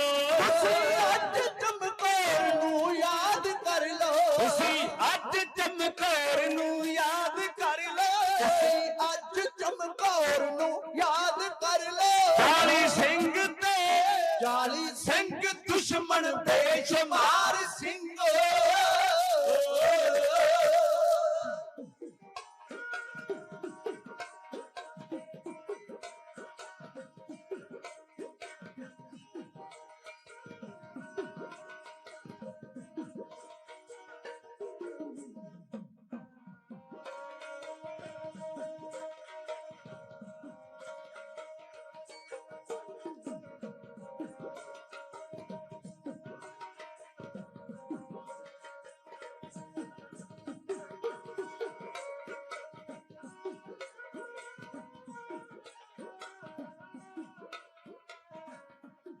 ਦਾਇਆ ਸੂਰਮੇ ਦਾ ਸਿਰ ਦੇ ਨਾਲ ਹੁੰਦਾ, ਨਾਲ ਹੁੰਦਾ, ਸਿਰ ਦੇ ਨਾਲ ਹੁੰਦਾ। ਆਇਆ ਸੂਰਮੇ ਦਾ ਸਿਰ ਦੇ ਨਾਲ ਹੁੰਦੇ, ਨਾਲ ਹੁੰਦੇ, ਨਾਲ ਹੁੰਦੇ। ਜਿੱਤ ਹਾਰ ਦੀ, ਜਿੱਤ ਹਾਰ ਦੀ ਜਾਣੇ ਕਰਤਾਰ ਸਿੰਘ।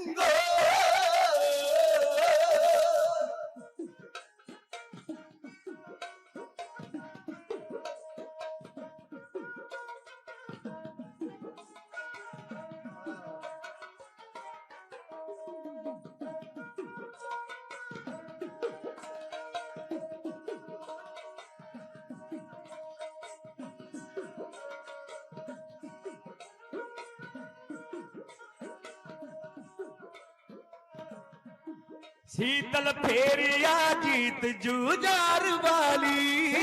ਫੇਰਿਆ ਜੀਤ ਜੂਝਾਰ ਵਾਲੀ। ਸੀਤਲ ਫੇਰਿਆ ਜੀਤ ਜੂਝਾਰ ਵਾਲੀ। ਸੀਤਲ ਫੇਰਿਆ ਜੀਤ ਜੂਝਾਰ ਵਾਲੀ। ਦੁਨੀਆ ਵਿੱਚ ਵੀ, ਦੁਨੀਆ ਵਿੱਚ ਦੁਹਰਾ ਦਿਓ ਪਾਰ ਸਿੰਘ। ਦੁਨੀਆ ਵਿੱਚ ਦੁਹਰਾ ਦਿਓ ਪਾਰ ਸਿੰਘ।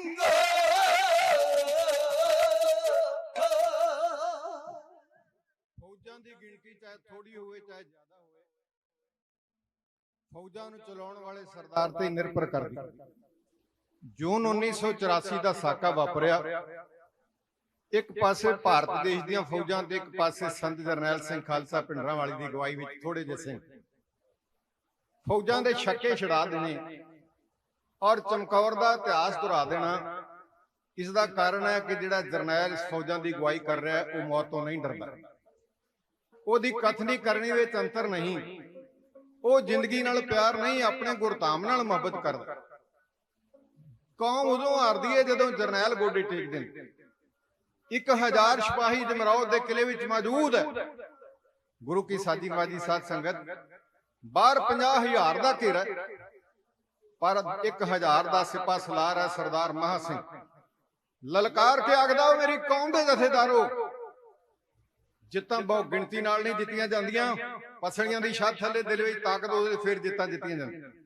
ਦੁਸ਼ਮਣ ਬਹੁ ਗਿਣਤੀ ਨਾਲ ਚੜ ਕੇ ਆਇਆ, ਉਹਨਾਂ ਦੇ ਦਿਲ ਵਿੱਚ ਭੁਲੇਖਾ ਕਿ ਜਮਰੌਦ ਦੇ ਕਿਲੇ ਦੇ ਅਸੀਂ ਕਾਬਜ ਹੋ ਜਾਵਾਂਗੇ। ਪਰ ਜਿੰਨਾ ਚਿਰ ਸਾਡੀਆਂ ਰਗਾਂ ਵਿੱਚ ਕਲਗੀ ਵਾਲੇ ਪਾਤਸ਼ਾਹ ਮਹਾਰਾਜ ਦਾ ਬਖਸ਼ਿਆ ਹੋਇਆ ਖੂਨ ਦੌੜਦਾ ਹੈ, ਅਸੀਂ ਜਮਰੌਦ ਦੇ ਕਿਲੇ ਦੇ ਲਾਗੇ ਦੁਸ਼ਮਣ ਨੂੰ ਢੁਕਣ ਨਹੀਂ ਦੇਵਾਂਗੇ। ਚਮਕੌਰ ਦੇ ਇਤਿਹਾਸ ਨੂੰ ਇੱਕ ਵਾਰੀ ਫੇਰ ਜਮਰੌਦ ਦੇ ਮੈਦਾਨ ਵਿੱਚ ਦੁਹਰਾਇਆ ਜਾਵੇਗਾ। ਸਰਦਾਰ ਦੀ ਰਸਨਾ ਤੋਂ ਇਹ ਸ਼ਬਦ ਸੁਣ ਕੇ ਜੈਕਾਰਿਆਂ ਦੀ ਗੂੰਜ ਨਾਲ ਜਮਰੌਦ ਦਾ ਕਿਲਾ ਗੂੰਜ ਉੱਠਿਆ। ਆਖਿਆ, ਜਾਂਦੀ ਜਾਨੇ ਦੁਸ਼ਮਣ ਦਾ ਮੁਕਾਬਲਾ ਕਰਾਂਗੇ, ਸ਼ਹਾਦਤ ਦਾ ਜਾਮ ਪੀ ਕੇ ਗੁਰੂ ਗੋਬਿੰਦ ਸਿੰਘ ਮਹਾਰਾਜ ਦੀ ਗੋਦ ਵਿੱਚ ਜਾਓ। ਅਗਲੇ ਦਿਨ ਦਾ ਚੜਾਅ ਹੋਇਆ। ਮਿਰਜ਼ਾ ਸਮੀ ਖਾਨ ਨੇ ਆਤਮ ਸਮਰਪਣ ਕਰਨ ਵਾਸਤੇ ਕਿਹਾ, ਪਰ 1000 ਦੀ ਗਿਣਤੀ ਦੇ ਮਾਲਕ ਸਰਦਾਰ ਮਹਾ ਸਿੰਘ ਆਪਣੀ ਫੌਜ ਲੈ ਕੇ ਮੈਦਾਨੇ ਜੰਗ ਵਿੱਚ ਆਏ। ਇੱਕ ਪਾਸੇ 50,000, ਇੱਕ ਪਾਸੇ ਕੇਵਲ 1,000। ਅਸਾਮੀ ਜੰਗ ਆਰੰਭ ਹੋਣ ਵਾਲੀ ਸੀ।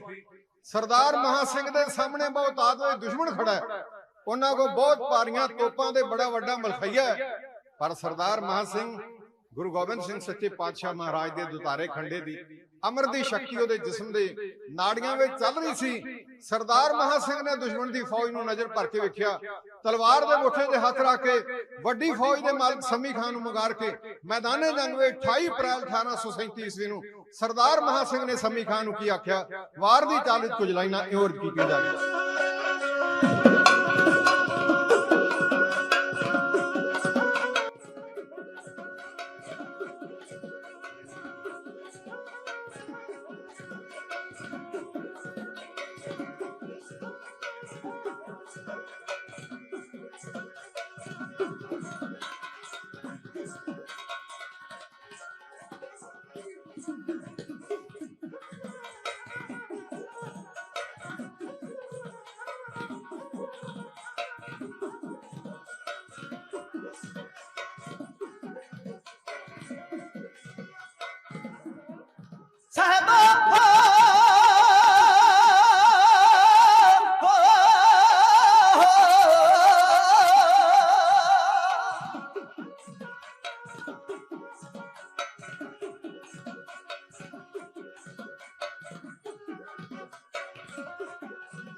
ਮਹਾਂ ਸਿੰਘ ਵਿੱਚ ਆਣ ਕੇ ਮੈਦਾਨ ਦੇ ਸੰਮੀ ਖਾਨ ਨੂੰ ਕਿਹਾ ਲਲਕਾਰੇ।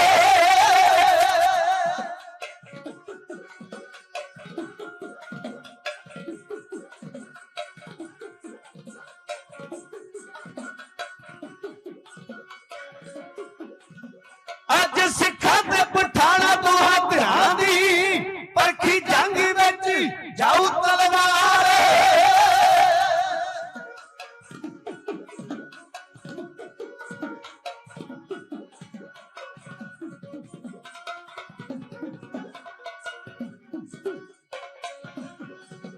ਦੋਵੇਂ ਤੇਰਾ ਅੱਖ ਬਾਉਂਦੇ ਸੂਰਮੇ ਅੱਜ ਇੱਕ ਸਿਰ ਰਹਿ ਜੂ ਤਸਦਾਰ। ਅੱਜ ਤੇਗ ਨਾਲ ਤੁਲ ਜੂ ਬਹਾਦਰੀ, ਤੇਗ ਨਾਲ ਤੁਲ ਜੂ ਬਹਾਦਰੀ।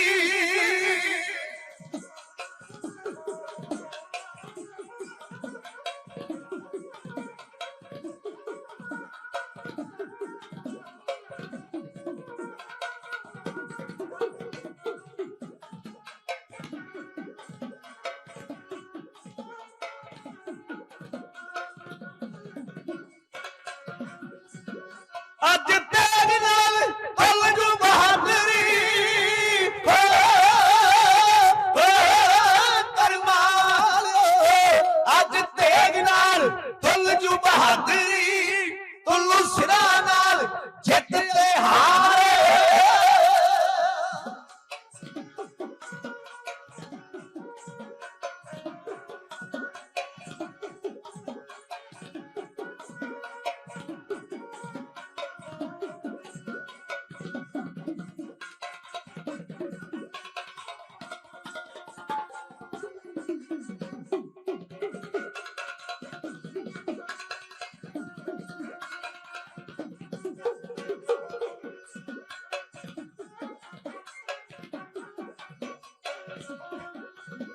ਤੁਸੀਂ ਉਮਤ ਅਲੀ ਤੇ ਗਾਰੀ ਦੀਨ ਦੇ ਸਾਡਾ ਆਸਰਾ ਦਸਮ ਅਵਤਾਰ।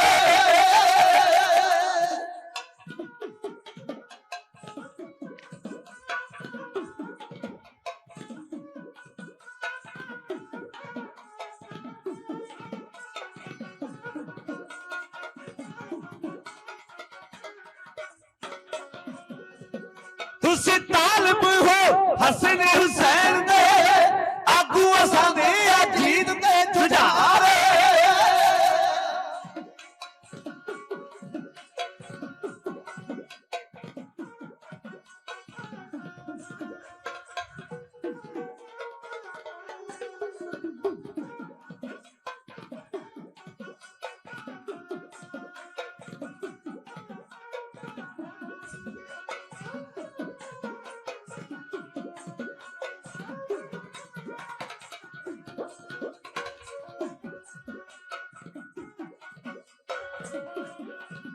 ਰੱਤ ਨਿੱਤ ਵਾਲੀ ਮੁੱਕ ਜਾ ਬਹਾਦਰ ਅੱਜ ਦਿਲਾਂ ਵਾਲੇ ਕੱਢ ਲੋਕ ਬਾਹਰ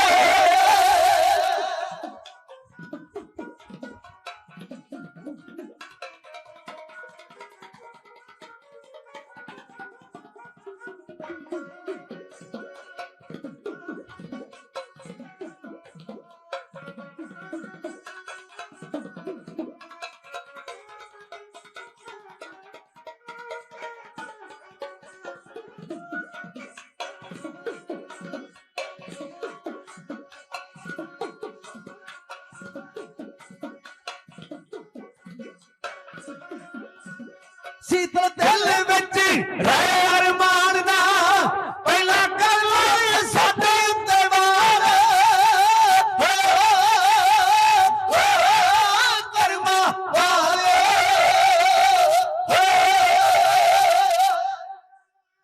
22 ਦਸੰਬਰ 1704 ਈਸਵੀ ਨੂੰ ਕਦੇ ਵਜ਼ੀਰ ਖਾਨ ਨੇ ਗੁਰੂ ਗੋਬਿੰਦ ਸਿੰਘ ਮਹਾਰਾਜ ਨੂੰ ਆਪਣੀ ਫੌਜ ਦੀ ਗਿਣਤੀ ਦੱਸਦੇ ਆਖਿਆ, ਤੇਰੇ ਕੋਲ ਉਂਗਲਾਂ ਤੇ ਗਿਣੇ ਜਾਣ ਜੋਗੇ ਚਮਕੌਰ ਦੀ ਹਵੇਲੀ ਵਿੱਚ ਘਿਰੇ ਹੋਏ ਨੇ ਤੇ ਬਾਹਰ 10 ਲੱਖ ਦਾ ਘੇਰਾ ਪਿਆ। ਆਪਣੇ ਸੂਰਮਿਆਂ ਨੂੰ ਨਾਲ ਲੈ ਕੇ ਸ਼ਸਤਰ ਰੱਖੋ, ਸਿਰ ਝੁਕਾ ਕੇ ਚਿੱਟਾ ਝੰਡਾ ਲੈ ਕੇ ਮੈਦਾਨੇ ਜੰਗ ਵਿੱਚ ਆਓ ਤੇ ਬਾਦਸ਼ਾਹ ਕੋਲੋਂ ਜ਼ਗੀਰਾਂ ਦਿੱਤੀਆਂ ਜਾਣ। ਇੰਨੀ ਫੌਜ ਦਾ ਮੁਕਾਬਲਾ ਤੁਹਾਥੋਂ ਨਹੀਂ ਹੋਣਾ ਤੇ ਮਰਨ ਮਨਾਉਣ ਨਾਲੋਂ ਆਤਮ ਸਮਰਪਣ ਕਰ ਦਿਓ। ਤੇ ਯਾਦ ਰੱਖਣਾ ਗੁਰੂ ਗੋਬਿੰਦ ਸਿੰਘ, ਮੇਰੇ ਕੋਲ ਉਹ ਫੌਜ ਆ ਜਿਨ੍ਹਾਂ ਦੇ ਵੱਡਿਆਂ ਨੇ ਮੈਦਾਨੇ ਜੰਗ ਵਿੱਚ ਕਦੇ ਹਾਰ ਨਹੀਂ ਖਾਧੀ, ਤੇ ਤੇਰੇ ਕਮਾਨ ਥੱਲੇ ਲੜਨ ਵਾਲੇ ਉਹ ਨੇ ਜਿਨ੍ਹਾਂ ਦੇ ਵੱਡਿਆਂ ਨੇ ਕਦੇ ਹੱਥ ਵਿੱਚ ਦਾਤਰੀ ਫੜ ਕੇ ਨਹੀਂ ਵੇਖੀ। ਕੋਈ ਨਾਈ, ਕੋਈ ਸ਼ਿੰਬਾ, ਕੋਈ ਚੀਵਰ, ਕੋਈ ਹੋਰ ਜਾਤ ਦਾ। ਇਸ ਕਰਕੇ ਆਤਮ ਸਮਰਪਣ ਕਰ ਦਿੱਤਾ ਜਾਵੇ। ਕਲਗੀ ਵਾਲੇ ਪਾਤਸ਼ਾਹ ਦੇ ਸਰਵਣਾ ਵਿੱਚ ਆਵਾਜ਼ ਪਈ ਤੇ ਮੇਰੇ ਦਾਦੇ ਨੇ ਆਖਿਆ, ਉਹ ਵਜ਼ੀਰ ਖਾਨ, ਤੇਰੀਆਂ ਨਜ਼ਰਾਂ ਵਿੱਚ ਕਮਜ਼ੋਰ ਜਾਤੀ ਨਾਲ ਸੰਬੰਧ ਰੱਖਣ ਵਾਲੇ ਨੇ, ਮੇਰੀਆਂ ਨਜ਼ਰਾਂ ਵਿੱਚ ਗੁਰੂ ਦੇ ਬੱਬਰ ਸ਼ੇਰ। ਤੂੰ ਆਪਣੀ ਫੌਜ ਨੂੰ ਚਮਕੌਰ ਦੀ ਹਵੇਲੀ ਲਾਗੇ ਲਿਆ ਕੇ ਤੇ ਵੇਖ ਵੇਖੀ ਜਾਣਾ ਥੱਲੇ ਚਬਾ ਕੇ ਦਹਾੜ ਜਾਣਗੇ, ਖਾ ਜਾਣਗੇ ਤੇ ਖਾਦਾ ਵੀ। 1.25 ਲੱਖ ਨਾਲ ਇੱਕ ਬੰਦੇ ਨੇ ਮੁਕਾਬਲਾ ਕਰਕੇ ਵਿਖਾਇਆ। ਗੁਰੂ ਦੀ ਅਜ਼ਮਤ ਵਰਤੀ, ਗੁਰੂ ਦੀ ਸ਼ਕਤੀ ਵਰਤੀ। ਗੁਰੂ ਨੇ ਅਮਰ ਦੀ ਐਸੀ ਮਹਾਨ ਸ਼ਕਤੀ ਦੇ ਕੇ ਸਿੱਖਾਂ ਦੀ ਕਿਰਪਾ ਕੀਤੀ। ਅੱਜ ਉਹੀ ਗੱਲ ਸਰਦਾਰ ਮਹਾਂ ਸਿੰਘ ਦੁਹਰਾ ਰਿਹਾ ਸੀ। ਦੁਸ਼ਮਣ ਦੀ ਫੌਜ ਦੀ ਗਿਣਤੀ ਹੈ 50,000 ਤੇ ਮਹਾਂ ਸਿੰਘ ਦੀ ਕਮਾਨ ਥੱਲੇ ਕੇਵਲ 1,000।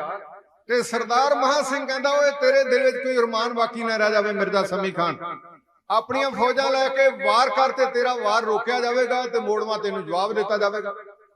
ਤੇ ਮਿਰਜ਼ਾ ਸਮੀ ਖਾਨ ਨੇ ਆਖਿਆ, ਓਏ ਮਹਾਂ ਸਿੰਘਾ, ਮੈਂ ਕੁਰਾਨ ਦੀ ਕਸਮ ਖਾ ਕੇ ਆਖਦਾ ਹਾਂ, ਅੱਜ ਦੀਆਂ ਸ਼ਾਮਾਂ ਪੈਣ ਤੋਂ ਪਹਿਲਾਂ ਜਮਰੌਦ ਦੇ ਕਿਲੇ ਦੀ ਇੱਟ ਨਾਲ ਖੜਕਾ ਨਾ ਦਿੱਤੀ, ਮੈਨੂੰ ਮੁਸਲਮਾਨ ਨਾ ਆਖੀ। ਇਹ ਕਿਲਾ ਢਾ ਕੇ ਹਿੱਕ ਤੇ ਬਲਦਾ ਹੋਇਆ ਦੀਵਾ ਸਦਾ ਲਈ ਬੁਝਾ ਕੇ ਮੈਂ ਕਾਬਲ ਵੱਲੇ ਵਾਪਸ ਵਰਤਾਂਗਾ। ਇਹ ਗੱਲ ਸਮੀ ਖਾਨ ਨੇ ਸਰਦਾਰ ਮਹਾਂ ਸਿੰਘ ਨੂੰ ਆਖੀ। ਲੜਾਈ ਆਰੰਭ ਹੋ ਗਈ। ਸਰਦਾਰ ਮਹਾਂ ਸਿੰਘ ਨੇ ਜੈਕਾਰੇ ਛੱਡ ਕੇ ਹਮਲਾ ਬੋਲ ਦਿੱਤਾ। ਇੱਕ ਪਾਸੇ 50,000 ਮੁਲਖਈਆ, ਇੱਕ ਪਾਸੇ ਕੇਵਲ 1,000। ਯੁੱਧ ਹੋ ਰਿਹਾ ਸੀ, ਤਲਵਾਰਾਂ ਚੱਲ ਰਹੀਆਂ ਸਨ, ਠਕ ਠਕ ਦੀ ਆਵਾਜ਼ ਆ ਰਹੀ ਸੀ। ਗੁਰੂ ਕੇ ਖਾਲਸੇ ਮੈਦਾਨੇ ਜੰਗ ਵਿੱਚ ਲੜ ਰਹੇ ਸਨ। ਇਤਿਹਾਸ ਦੇ ਪੰਨੇ ਦੱਸਦੇ ਨਹੀਂ, ਲੜਦਿਆਂ 28 ਅਪ੍ਰੈਲ ਦੀਆਂ ਸ਼ਾਮਾਂ ਪੈ ਗਈਆਂ। ਦੁਸ਼ਮਣ ਦੀ ਫੌਜ ਦਾ ਬਹੁਤ ਵੱਡਾ ਨੁਕਸਾਨ ਹੋਇਆ। ਜਮਰੌਦ ਦੇ ਕਿਲੇ ਵਿੱਚੋਂ ਬਾਹਰ ਨਿਕਲ ਕੇ ਲੜਨ ਵਾਲੇ ਸਿੰਘਾਂ ਵਿੱਚੋਂ 1,000 ਵਿੱਚੋਂ 200 ਸ਼ਹਾਦਤ ਦਾ ਆਰਾਮ ਪੀ ਗਏ। 800 ਬਚਿਆ। ਜੰਗ ਬੰਦ ਹੋਣ ਤੇ ਮਹਾਂ ਸਿੰਘ ਉਹਨਾਂ ਨੂੰ ਨਾਲ ਲੈ ਕੇ ਜਮਰੌਦ ਦੇ ਕਿਲੇ ਵਿੱਚ ਪਹੁੰਚ ਗਏ। 29 ਅਪ੍ਰੈਲ ਦੀ ਜੰਗ ਤਲਵਾਰਾਂ ਨਾਲ ਨਹੀਂ, ਤੋਪਾਂ ਨਾਲ ਸ਼ੁਰੂ ਹੋਈ। ਜਮਰੌਦ ਦੇ ਕਿਲੇ ਵਿੱਚੋਂ ਦੁਸ਼ਮਣ ਉੱਤੇ ਤੋਪਾਂ ਦੇ ਗੋਲੇ ਦਾਗੇ ਜਾ ਰਹੇ ਸਨ ਔਰ ਦੁਸ਼ਮਣ ਤੋਪਾਂ ਦੇ ਗੋਲੇ ਸਿੰਘਾਂ ਉੱਤੇ ਜਮਰੌਦ ਦੇ ਕਿਲੇ ਤੇ ਦਾਗ ਰਹੇ ਸਨ। ਲੜਦਿਆਂ ਸ਼ਾਮਾਂ ਪੈ ਗਈਆਂ, ਪਰ ਜਮਰੌਦ ਦੇ ਕਿਲੇ ਦੀ ਸਾਹਮਣੀ ਬਾਈ ਵਿੱਚ ਪਾੜ ਪੈ ਗਿਆ। ਜੰਗ ਬੰਦ ਹੋ ਗਈ। ਸਰਦਾਰ ਮਹਾਂ ਸਿੰਘ ਦੇ ਸਾਹਮਣੇ ਦੋ ਕੰਮ ਸਨ। ਮਹਾਂ ਸਿੰਘ ਨੇ ਉਹ ਸਿੰਘਾਂ ਦੀ ਡਿਊਟੀ ਲਾਈ, ਤੁਸੀਂ ਰੇਤਾ ਦੇ ਬੋਰੇ ਭਰ ਕੇ ਇਸ ਪਾੜ ਵਿੱਚ ਰੱਖੋ ਤਾਂ ਕਿ ਸਵੇਰ ਦੇ ਹਮਲੇ ਨੂੰ ਰੋਕਿਆ ਜਾ ਸਕੇ, ਇਸ ਰਾਹੀਂ ਦੁਸ਼ਮਣ ਲੰਘ ਕੇ ਅੰਦਰ ਹਮਲਾ ਨਾ ਕਰ ਸਕੇ। ਸਰਦਾਰ ਮਹਾਂ ਸਿੰਘ ਦੇ ਸਾਹਮਣੇ ਇੱਕ ਹੋਰ ਕੰਮ ਸੀ ਕਿ ਪਸ਼ਾਵਰ ਦੇ ਕਿਲੇ ਵਿੱਚ ਬਿਮਾਰ ਪੈ ਸਰਦਾਰ ਹਰੀ ਸਿੰਘ ਨਲੂਏ ਨੂੰ ਜਮਰੌਦ ਦੇ ਕਿਲੇ ਦਾ ਹਾਲ ਦੱਸਣਾ। ਸਰਦਾਰ ਜੀ ਨੇ ਕੋਈ ਸਿੰਘਾਂ ਦਾ ਕੱਟ ਕੀਤਾ ਤੇ ਆਖਿਆ, ਕੋਈ ਸਿੰਘ ਜਾਵੇ ਜਿਹੜਾ ਦੁਸ਼ਮਣ ਦੀਆਂ ਸਫਾਂ ਨੂੰ ਚੀਰਦਾ ਹੋਇਆ ਪਸ਼ਾਵਰ ਦੇ ਕਿਲੇ ਵਿੱਚ ਬਿਮਾਰ ਪੈ ਸਰਦਾਰ ਹਰੀ ਸਿੰਘ ਵੱਲੇ ਚਿੱਠੀ ਲੈ ਕੇ ਜਾਵੇ। ਸਰਦਾਰ ਮਹਾਂ ਸਿੰਘ ਨੇ ਚਿੱਠੀ ਲੈ ਕੇ ਤਹਿ ਲਾ ਦਿੱਤੀ ਤੇ ਸਿੰਘਾਂ ਨੂੰ ਮੁਖਾਤਬ ਹੋ ਕੇ ਕਹਿਣ ਲੱਗਾ, ਕੋਈ ਸਿੰਘ ਜਾਵੇ। ਇੱਕ ਬੀਬੀ ਉੱਠੀ ਸਿੰਘਾਂ ਨੂੰ ਪਾਸੇ ਕਰਦੀ ਹੋਈ ਮਹਾਂ ਸਿੰਘ ਦੇ ਸਾਹਮਣੇ ਆਈ ਤੇ ਕਹਿਣ ਲੱਗੀ, ਵੀਰ ਜੀ, ਜਮਰੌਦ ਦੇ ਕਿਲੇ ਦੀ ਰਾਖੀ ਕਰਨ ਵਾਸਤੇ ਇੱਕ ਸਿੰਘ ਦੀ ਜ਼ਰੂਰਤ ਹੈ। ਮੈਂ ਜਾਵਾਂਗੀ ਪਸ਼ਾਵਰ ਦੇ ਕਿਲੇ ਵਿੱਚ ਸਰਦਾਰ ਹਰੀ ਸਿੰਘ ਨਲੂਏ ਨੂੰ ਖਬਰ ਦੇਣ ਵਾਸਤੇ ਨੇੜਲੇ ਸਿੰਘਾਂ ਨੇ ਆਖਿਆ, ਸਰਦਾਰ ਜੀ ਧੀਆਂ ਕੌਮਾਂ ਦੀ ਇੱਜ਼ਤ ਹੋਇਆ ਕਰਦੀ ਹੈ, ਬੀਬੀ ਨੂੰ ਜਾਣ ਤੋਂ ਆਗਿਆ ਨਾ ਦਿੱਤੀ ਜਾਵੇ। ਜਿਹੜੇ ਸਿੰਘ ਦੀ ਡਿਊਟੀ ਲਾਓਗੇ ਅਸੀਂ ਜਾਣ ਵਾਸਤੇ ਤਿਆਰ ਹਾਂ। ਬੀਬੀ ਹਰਸ਼ਰਨ ਕੌਰ ਨੇ ਆਖਿਆ, ਵੇ ਭਰਾਓ ਇਹ ਦੱਸੋ, ਜਿਸ ਗੁਰੂ ਗੋਬਿੰਦ ਸਿੰਘ ਮਹਾਰਾਜ ਜੀ ਦੀ ਅਮਰ ਦੀ ਦਾਤ ਲੈ ਕੇ ਤੁਸੀਂ ਇੱਕ ਸਿੰਘ 1.25 ਲੱਖ ਦਾ ਮੁਕਾਬਲਾ ਕਰਨ ਦੀ ਸ਼ਕਤੀ ਰੱਖਦੇ ਹੋ, ਮੈਨੂੰ ਕੋਈ ਵੱਖਰਾ ਅਮਰ ਛਕਾਇਆ ਗਿਆ? ਜੇ ਉਹੀ ਅਮਰਤ ਮੈਨੂੰ ਛਕਾਇਆ ਗਿਆ ਤੇ ਤੁਸੀਂ 1.25 ਲੱਖ ਲੜ ਸਕਦੇ ਹੋ, ਮੈਂ ਦੁਸ਼ਮਣ ਦੇ ਵਿੱਚੋਂ ਦੀ ਲੰਘ ਕੇ ਚਿੱਠੀ ਨਹੀਂ ਪਛਾ ਸਕਦੀ। ਮੈਂ ਉਹ ਸ਼ਰਨੀ ਨਹੀਂ ਰਹਿ ਗਈ ਵੀ ਲਟੇਰੇ ਆਉਣ ਤੇ ਬਰਾਤ ਵਾਲਿਆਂ ਨੂੰ ਕੁੱਟ ਕੇ ਡੋਲਾ ਖੋ ਕੇ ਲੈ ਜਾਣ, ਗਹਿਣੇ ਵੀ ਲਾ ਕੇ ਲੈ ਜਾਣ। ਮੈਂ ਅਮਰ ਦੀ ਦਾਤ ਲੈ ਕੇ ਸ਼ੇਰਨੀ ਬਣ ਚੁੱਕੀ। ਕਿਸੇ ਬੁਗਿਆੜ ਨੇ ਝਪਕਣ ਦੀ ਕੋਸ਼ਿਸ਼ ਕੀਤੀ, ਤਲਵਾਰ ਬੇਮਿਆਨ ਹੋ ਕੇ ਉਹਦੀ ਗਰਦਨ ਤੇ ਚੱਲ ਜਾਵੇਗੀ। ਮੈਂ ਜਾਵਾਂਗੀ ਸੁਨੇਹਾ ਲੈ ਕੇ। ਮਾਨ ਸਿੰਘ ਤੇ ਨਾਲ ਦੇ ਸਾਥੀ ਨਿਰੁੱਤਰ ਹੋ ਗਏ। ਸ਼ਾਮਾਂ ਪਈਆਂ ਸਨ। ਇਤਿਹਾਸ ਦੇ ਪੰਨੇ ਦੱਸਦੇ ਨੇ, ਗੁਰੂ ਗੋਬਿੰਦ ਸਿੰਘ ਮਹਾਰਾਜ ਜੀ ਦੇ ਸਿੰਘਾਂ ਤੋਂ ਬੀਬੀ ਨੇ ਆਗਿਆ ਲਈ, ਫੜੀ ਉਹ ਚਿੱਠੀ ਕਮਰ ਕਸੇ ਵਿੱਚ ਅੜਾਈ। ਦੁਸ਼ਮਣ ਤੰਬੂਆਂ ਵਿੱਚ ਆਰਾਮ ਕਰ ਰਹੇ ਸਨ। ਹਰਸ਼ਰਨ ਕੌਰ ਬੜੀ ਤੇਜ਼ੀ ਨਾਲ ਦੁਸ਼ਮਣ ਦੀ ਸਫਾ ਨੂੰ ਚੀਰਦੀ ਹੋਈ ਚਲਦੀ ਚਲਦੀ ਪਸ਼ਾਵਰ ਦੇ ਕਿਲੇ ਦੇ ਦਰਵਾਜ਼ੇ ਤੇ ਜਾ ਪਹੁੰਚੀ। ਸੰਤਰੀ ਨੂੰ ਆਪਣਾ ਤਾਰਫ ਕਰਾਉਂਦਿਆਂ ਕਹਿਣ ਲੱਗੀ, ਮੇਰਾ ਨਾਮ ਹਰਸ਼ਰਨ ਕੌਰ ਹੈ, ਮੈਂ यहाँ ਜਮਰੌਦ ਦੇ ਕਿਲੇ ਵਿੱਚੋਂ ਸਰਦਾਰ ਹਰੀ ਸਿੰਘ ਨਲੂਏ ਨੂੰ ਮਿਲ ਕੇ ਕੁਝ ਸੁਨੇਹਾ ਦੇਣਾ ਚਾਹੁੰਦੀ। ਸੰਤਰੀ ਨੇ ਆਖਿਆ, ਬੀਬੀ ਜੀ ਤੁਸੀਂ ਇੱਥੇ ਠਹਿਰੋ, ਸਰਦਾਰ ਜੀ ਬਿਮਾਰ ਨੇ, ਆਰਾਮ ਕਰ ਰਹੇ ਨੇ, ਤੁਹਾਡਾ ਸੁਨੇਹਾ ਪਹੁੰਚਾ ਦਿੱਤਾ ਜਾਂਦਾ ਹੈ। ਜੇ ਸਰਦਾਰ ਜੀ ਮਿਲਣ ਦੀ ਆਗਿਆ ਦੇਣਗੇ ਤੁਸੀਂ ਮਿਲ ਲੈਣਾ, ਜੇ ਸਰਦਾਰ ਜੀ ਨੇ ਇਨਕਾਰ ਕਰ ਦਿੱਤਾ ਤਾਂ ਫਿਰ ਮੇਰੀ ਮਜਬੂਰੀ। ਬੀਬੀ ਨੂੰ ਡਿਉੜੀ ਦੇ ਦਰਵਾਜ਼ੇ ਤੇ ਖਿਲਾਰ ਕੇ ਸੰਤਰੀ ਅੰਦਰ ਗਿਆ। ਪਲੰਗੇ ਤੇ ਲੇਟੇ ਸਨ ਸਰਦਾਰ ਹਰੀ ਸਿੰਘ ਨਲੂਆ। ਲੰਬੇ ਅਰਸੇ ਤੋਂ ਬੁਖਾਰ ਚੜਦਾ ਸੀ। ਹਕੀਮ ਦਵਾਈ ਕਰ ਰਿਹਾ ਸੀ, ਬੁਖਾਰ ਮੋੜਾ ਨਹੀਂ ਪਾ ਰਿਹਾ। ਕੁਰਸੀ ਢਾ ਕੇ ਨਬਈ ਤੇ ਹੱਥ ਰੱਖ ਕੇ ਬੈਠਾ ਹਕੀਮ। ਗਿਆ ਹੋਇਆ ਸੰਤਰੀ ਉੱਚੀ ਆਵਾਜ਼ ਵਿੱਚ ਫਤਿਹ ਸਾਂਝੀ ਕਰਕੇ ਕਹਿੰਦਾ ਹੈ, ਸਰਦਾਰ ਜੀ ਇੱਕ ਬੀਬੀ ਆਈ, ਆਪਣਾ ਨਾਮ ਹਰਸ਼ਰਨ ਕੌਰ ਦੱਸਦੀ, ਆਈ ਜਮਰੌਦ ਦੇ ਕਿਲੇ, ਤੁਹਾਡੇ ਨਾਲ ਕੋਈ ਪੱਤਰਕਾ ਸਾਂਝੀ ਕਰਨੀ ਚਾਹੁੰਦੀ। ਜੇ ਸਰਕਾਰ ਦੀ ਆਗਿਆ ਹੋਵੇ ਤਾਂ ਅੰਦਰ ਭੇਜ ਦਿੱਤਾ ਜਾਵੇ। ਬੁਖਾਰ ਦੀ ਘੁੱਕੀ ਵਿੱਚੋਂ ਅੱਖ ਪੁੱਟੀ ਸਰਦਾਰ ਨੇ, ਇਸ਼ਾਰਾ ਕਰਕੇ ਆਖਿਆ, ਇਜਾਜ਼ਤ ਹੈ। ਸੰਤਰੀ ਦੌੜ ਕੇ ਦਰਵਾਜ਼ੇ ਤੇ ਗਿਆ, ਬੀਬੀ ਨੂੰ ਛੋਟੀ ਬਾਰੀ ਰਾਹੀਂ ਅੰਦਰ ਲੰਘਾਇਆ। ਚੁੰਗੀਆਂ ਭਰਦੀ ਹੋਈ ਹਰਸ਼ਰਨ ਕੌਰ ਉਸ ਕਮਰੇ ਵਿੱਚ ਪਹੁੰਚ ਗਈ ਜਿੱਥੇ ਸਰਦਾਰ ਜੀ ਬਿਮਾਰ ਪਏ ਸਨ। ਫਤਿਹ ਸਾਂਝੀ ਕਰਕੇ ਕਮਰ ਕਸੇ ਵਿੱਚ ਅੜਾਈ ਹੋਈ ਚਿੱਠੀ ਕੱਢ ਕੇ ਨਲੂਏ ਸਰਦਾਰ ਕਰ ਕਮਲਾ ਵੀ ਦਿੱਤੀ। ਸਰਦਾਰ ਜੀ ਨੇ ਉਹ ਚਿੱਠੀ ਨੂੰ ਪੜ੍ਹਨਾ ਚਾਹਿਆ ਪਰ ਅੱਖਰ ਉੱਠਦੇ ਨਹੀਂ। ਕਾਰਨ ਸੀ ਇੱਕ ਤਾਂ ਲੰਬੀ ਬਿਮਾਰੀ, ਸਰੀਰ ਕਮਜ਼ੋਰ ਪੈ ਚੁੱਕਾ ਸੀ। ਦੂਜਾ ਕਾਰਨ ਸੀ ਬਲਦਾ ਹੋਇਆ ਲੈਂਪ ਥੋੜਾ ਜਿਹਾ ਪਰੇ ਪਿਆ ਸੀ। ਸਰਦਾਰ ਜੀ ਕੋਲੋਂ ਚਿੱਠੀ ਨਹੀਂ ਪੜੀ ਜਾਂਦੀ। ਆਪਣੇ ਸੇਵਾਦਾਰ ਨੂੰ ਹੁਕਮ ਕੀਤਾ, ਬਲਦਾ ਹੋਇਆ ਲੈਂਪ ਚੁੱਕ ਕੇ ਨੇੜੇ ਕੀਤਾ ਜਾਵੇ। ਸਰਦਾਰ ਜੀ ਦੀ ਆਗਿਆ ਪਾ ਕੇ ਲੈਂਪ ਨੇੜੇ ਕੀਤਾ। ਇੱਕ ਓੰਕਾਰ ਸਤਿਗੁਰ ਪ੍ਰਸਾਦ ਤੋਂ ਚਿੱਠੀ ਆਰੰਭ ਹੋਈ। ਚਿੱਠੀਆਂ ਦਾ ਯੁੱਗ ਵੀ ਖਤਮ ਹੁੰਦਾ ਜਾਂਦਾ ਹੈ। ਆ ਮੋਬਾਈਲ ਨੇ ਸਾਰਾ ਕੋਰੀ ਹਰਮ ਕਰ ਲਿਆ। ਕਦੇ ਸਕੂਲ ਪੜ੍ਹਦਿਆਂ ਬੜੀ ਉਤਸੁਕਤਾ ਨਾਲ ਉਡੀਕ ਕੀਤੀ ਜਾਂਦੀ ਸੀ ਡਾਕੀਆ ਆਉਣਾ ਤੇ ਧਿਆਨ ਰੱਖਣਾ ਵੀ ਸਾਡੀ ਵੀ ਚਿੱਠੀ ਆਈ। ਚਿੱਠੀ ਦੇ ਅੱਖਰਾਂ ਵਿੱਚ ਉਹ ਕੁਝ ਬਿਆਨ ਕੀਤਾ ਜਾਂਦਾ ਸੀ ਜੋ ਅੰਦਰ ਦੇ ਵਲਵਲੇ ਹੋਣ। ਚਿੱਠੀਆਂ ਦਾ ਯੁੱਗ ਖਤਮ ਹੁੰਦਾ ਜਾਂਦਾ ਹੈ, ਲਗਭਗ ਹੋ ਹੀ ਗਿਆ। ਉਹ ਚਿੱਠੀ ਉੱਤੇ ਮਹਾਂ ਸਿੰਘ ਨੇ ਆਪਣੇ ਦਿਲ ਦੀ ਗੱਲ ਸਾਂਝੀ ਕੀਤੀ ਸੀ। ਇੱਕ ਓੰਕਾਰ ਸਤਿਗੁਰ ਪ੍ਰਸਾਦ ਤੋਂ ਬਾਅਦ ਗੁਰੂ ਫਤਿਹ ਸਾਂਝ ਪਾਈ। ਫੇਰ ਲਿਖਿਆ ਸੀ, ਸਰਦਾਰ ਜੀ ਤੁਹਾਡੀ ਬਿਮਾਰੀ ਦਾ ਜਾਇਜ਼ਾ ਲੈਂਦਿਆਂ ਦੁਸ਼ਮਣ ਨੇ ਜਮਰੌਦ ਦੇ ਕਿਲੇ ਤੇ ਹਮਲਾ ਕੀਤਾ ਹੈ। 1000 ਵਿੱਚੋਂ 28 ਅਪ੍ਰੈਲ ਦੀ ਜੰਗ ਵਿੱਚ 200 ਸਿੰਘ ਲੜਦਿਆਂ ਲੜਦਿਆਂ ਸ਼ਹਾਦਤ ਦਾ ਜਾਮ ਪੀ ਗਿਆ। 29 ਅਪ੍ਰੈਲ ਦੀ ਤੋਪਾਂ ਦੀ ਜੰਗ ਵਿੱਚ ਦੁਸ਼ਮਣ ਨੇ ਸਾਹਮਣੀ ਬਾਈ ਵਿੱਚ ਪਾੜ ਪਾ ਦਿੱਤਾ ਹੈ। ਸਿੰਘ ਰੇਤਾ ਦੇ ਬੋਰੇ ਭਰ ਕੇ ਰੱਖ ਰਹੇ ਨੇ। ਪਰ ਜੇ ਦਿਨ ਦੇ ਚੜਾਅ ਤੋਂ ਪਹਿਲਾਂ ਤੁਹਾਡੀ ਇਮਦਾਦ ਨਾ ਆਈ, ਹੋ ਸਕਦਾ ਹੈ ਕਿਲਾ ਗੈਰਾਂ ਦੇ ਕਬਜ਼ੇ ਵਿੱਚ ਚਲੇ ਜਾਏ। ਸਰਦਾਰ ਜੀ ਤੁਹਾਡੀ ਸਹਾਇਤਾ ਦੀ ਅੰਤੇ ਲੋੜ ਹੈ। ਨਲੂਏ ਸਰਦਾਰ ਨੇ ਉਹ ਚਿੱਠੀ ਪੜ੍ਹੀ। ਬੁਖਾਰ ਉਤਰਦਾ ਗਿਆ। ਗੈਰਤ ਦੇ ਅਣਖ ਦੇ ਉਬਾਲੇ ਅੱਖਾਂ ਥਾਣੀ ਸਾਫ਼ ਨਜ਼ਰ ਆ ਰਹੇ ਸਨ। ਭਵਾਂ ਤਣੀਆਂ ਗਈਆਂ। ਡੌਲੇ ਫੜ ਕੇ ਸਰਦਾਰ ਦੇ ਗਰਜਿਆ ਸ਼ੇਰ ਵਾਂਗ ਪਸ਼ਾਵਰ ਦੇ ਕਿਲੇ ਵਿੱਚ ਕੋਠੜੀ ਪਲੰਗੇ ਤੇ ਆਰਾਮ ਕਰਦਾ ਨਲੂਆ ਸਰਦਾਰ ਕਹਿੰਦਾ, ਓਏ ਮੇਰੇ ਹੁੰਦਿਆਂ ਜਿੰਨਾ ਚਿਰ ਨਲੂਆ ਸਰਦਾਰ ਜਿਉਂਦਾ ਹੈ ਕਿਸੇ ਦੀ ਜ਼ਰੂਰਤ ਨਹੀਂ ਜਮਰੌਦ ਦੇ ਕਿਲੇ ਵੱਲੇ ਗਹਿਰੀ ਅੱਖ ਨਾਲ ਵੀ ਤੱਕ ਸਕੇ। ਸਰਦਾਰ ਜੀ ਨੇ ਹੁਕਮ ਦਿੱਤਾ, ਲਾਓ ਮੇਰਾ ਘੋੜਾ, ਯਾਦ ਰੱਖਣਾ ਨਲੂਏ ਸਰਦਾਰ ਦਾ ਘੋੜਾ ਹਮੇਸ਼ਾ ਲਈ ਕਾਠੀ ਪਾ ਕੇ ਤਬੇਲੇ ਵਿੱਚ ਤਿਆਰ ਬਰ ਤਿਆਰ। ਸਰਦਾਰ ਜੀ ਦੀ ਆਗਿਆ ਪਾ ਕੇ ਸੇਵਾਦਾਰ ਤੇ ਤਬੇਲੇ ਵੱਲੇ ਦੌੜ ਗਿਆ। ਹਕੀਮ ਨਬੀ ਤੇ ਹੱਥ ਰੱਖ ਕੇ ਬੈਠਾ ਸੀ। ਉਹਨੇ ਤਰਲਾ ਜਾ ਲੈਂਦੇ ਆਖਿਆ, ਸਰਦਾਰ ਜੀ ਲੰਬੇ ਅਰਸੇ ਤੋਂ ਤੁਸੀਂ ਬਿਮਾਰ ਹੋ, ਤੁਹਾਨੂੰ ਬਚਾਉਣਾ ਮੇਰੀ ਜ਼ਿੰਮੇਵਾਰੀ ਹੈ। ਮੈਂ ਤੁਹਾਡੀ ਦਵਾਈ ਕਰ ਰਿਹਾ, ਬੁਖਾਰ ਟੁੱਟਦਾ ਨਹੀਂ। ਇਸ ਬਿਮਾਰੀ ਦੀ ਹਾਲਤ ਵਿੱਚ ਤੁਹਾਡਾ ਜਾਣਾ ਨਾਮੁਮਕਿਨ ਤੇ ਅਸੰਭਵ ਹੈ। ਸਰੀਰ ਕਮਜ਼ੋਰ ਪੈ ਚੁੱਕਾ ਹੈ। ਤੁਸੀਂ ਯਾਦ ਰੱਖਣਾ ਜੰਗ ਵਾਸਤੇ ਜਾ ਰਹੇ ਹੋ। ਇਸ ਕਰਕੇ ਸਰਦਾਰ ਜੀ ਆਪ ਨਾ ਜਾਓ। ਮਾਰ ਕੇ ਹੁਜਕਾ ਨਲੂਏ ਸਰਦਾਰ ਨੇ ਛਡਾ ਕੇ ਵਾਰ ਕੋਲੋਂ ਆਖਿਆ, ਉਹ ਇਦਾ ਨਲੂਆ ਪੈਦਾ ਵੀ ਸਿੱਖੀ ਲਈ ਹੋਇਆ, ਕੁਰਬਾਨ ਵੀ ਸਿੱਖੀ ਸ਼ਮੌਤ ਤੋਂ ਹੋਵੇ। ਉੱਠਿਆ ਨਲੂਆ ਸਰਦਾਰ ਪਲੰਗੇ ਤੋਂ, ਫਲਾਦੀ ਸੰਜੋ ਨਾਲ ਤਨ ਕੱਜਿਆ, ਦੋ ਤਾਰਾ ਖੰਡਾ ਢਾਕ ਤੇ ਲਟਕਾਇਆ, ਆਪਣੇ ਬਾਡੀਗਾਰਡਾਂ ਨੂੰ ਨਾਲ ਲੈ ਕੇ ਨਲੂਆ ਸਰਦਾਰ ਪਸ਼ਾਵਰ ਦੇ ਕਿਲੇ ਦੀ ਦਹਲੀਜ਼ ਤੇ ਆਇਆ। ਸੇਵਾਦਾਰ ਘੋੜੇ ਦੀ ਲਗਾਮ ਫੜ ਕੇ ਖੜਾ ਸੀ, ਸਰਦਾਰ ਜੀ ਨੇ ਪਾਇਆ ਲਗਾਮ ਨੂੰ ਹੱਥ, ਰੱਖਿਆ ਪੈਰ ਚੁੱਕ ਕੇ ਰਕਾਬ ਉੱਤੇ, ਹੋਇਆ ਆਪਣੇ ਘੋੜੇ ਦੀ ਕੰਨ ਤੇ ਸਵਾਰ। ਸੀਤਲ ਜੀ ਨੇ ਬੜਾ ਪਿਆਰਾ ਨਕਸ਼ਾ ਖਿੱਚਿਆ ਹੈ, ਤੁਹਾਡੀ ਨਜ਼ਰ ਪੇਸ਼ ਕੀਤਾ ਜਾ ਰਿਹਾ ਹੈ। ਰੱਖ ਰਕਾਬੇ ਪੈਰ ਸਿੰਘ ਘੋੜੇ ਤੇ ਚੜਿਆ।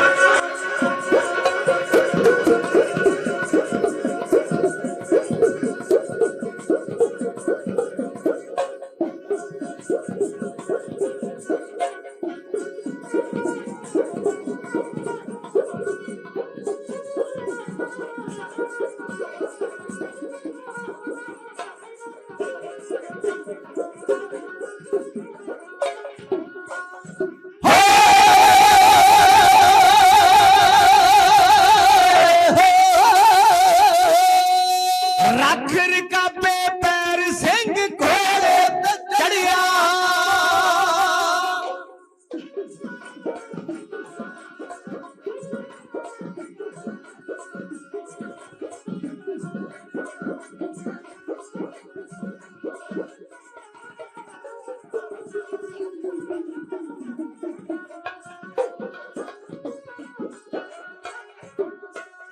ਰੱਖ ਰਕਾਬੇ ਪੈਰ ਸਿੰਘ ਘੋੜੇ ਤੇ ਚੜਿਆ।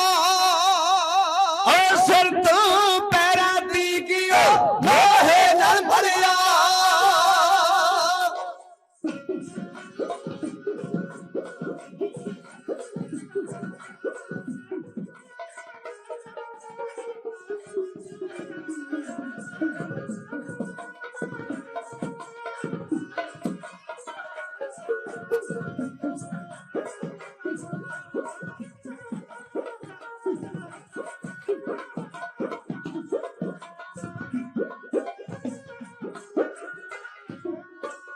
ਸਿਰ ਤੋਂ ਪੈਰਾਂ ਦੀ ਗਿਓ ਲੋਹੇ ਨਾਲ ਫੜਿਆ।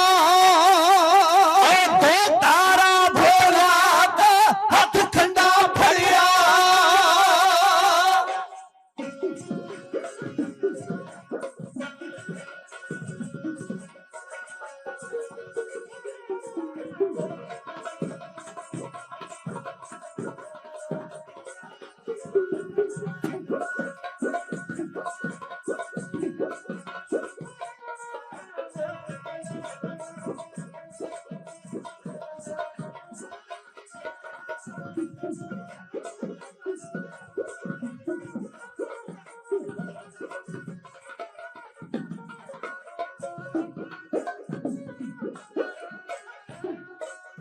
ਦੋ ਤਾਰਾ ਭੋਲਾ ਦਾ ਹੱਥ ਖੰਡਾ ਫੜਿਆ। ਜਿਸ ਨੂੰ ਕਰ ਕਰ ਮਿਹਨਤ ਉਸ ਤੱਕ ਫੜਿਆ।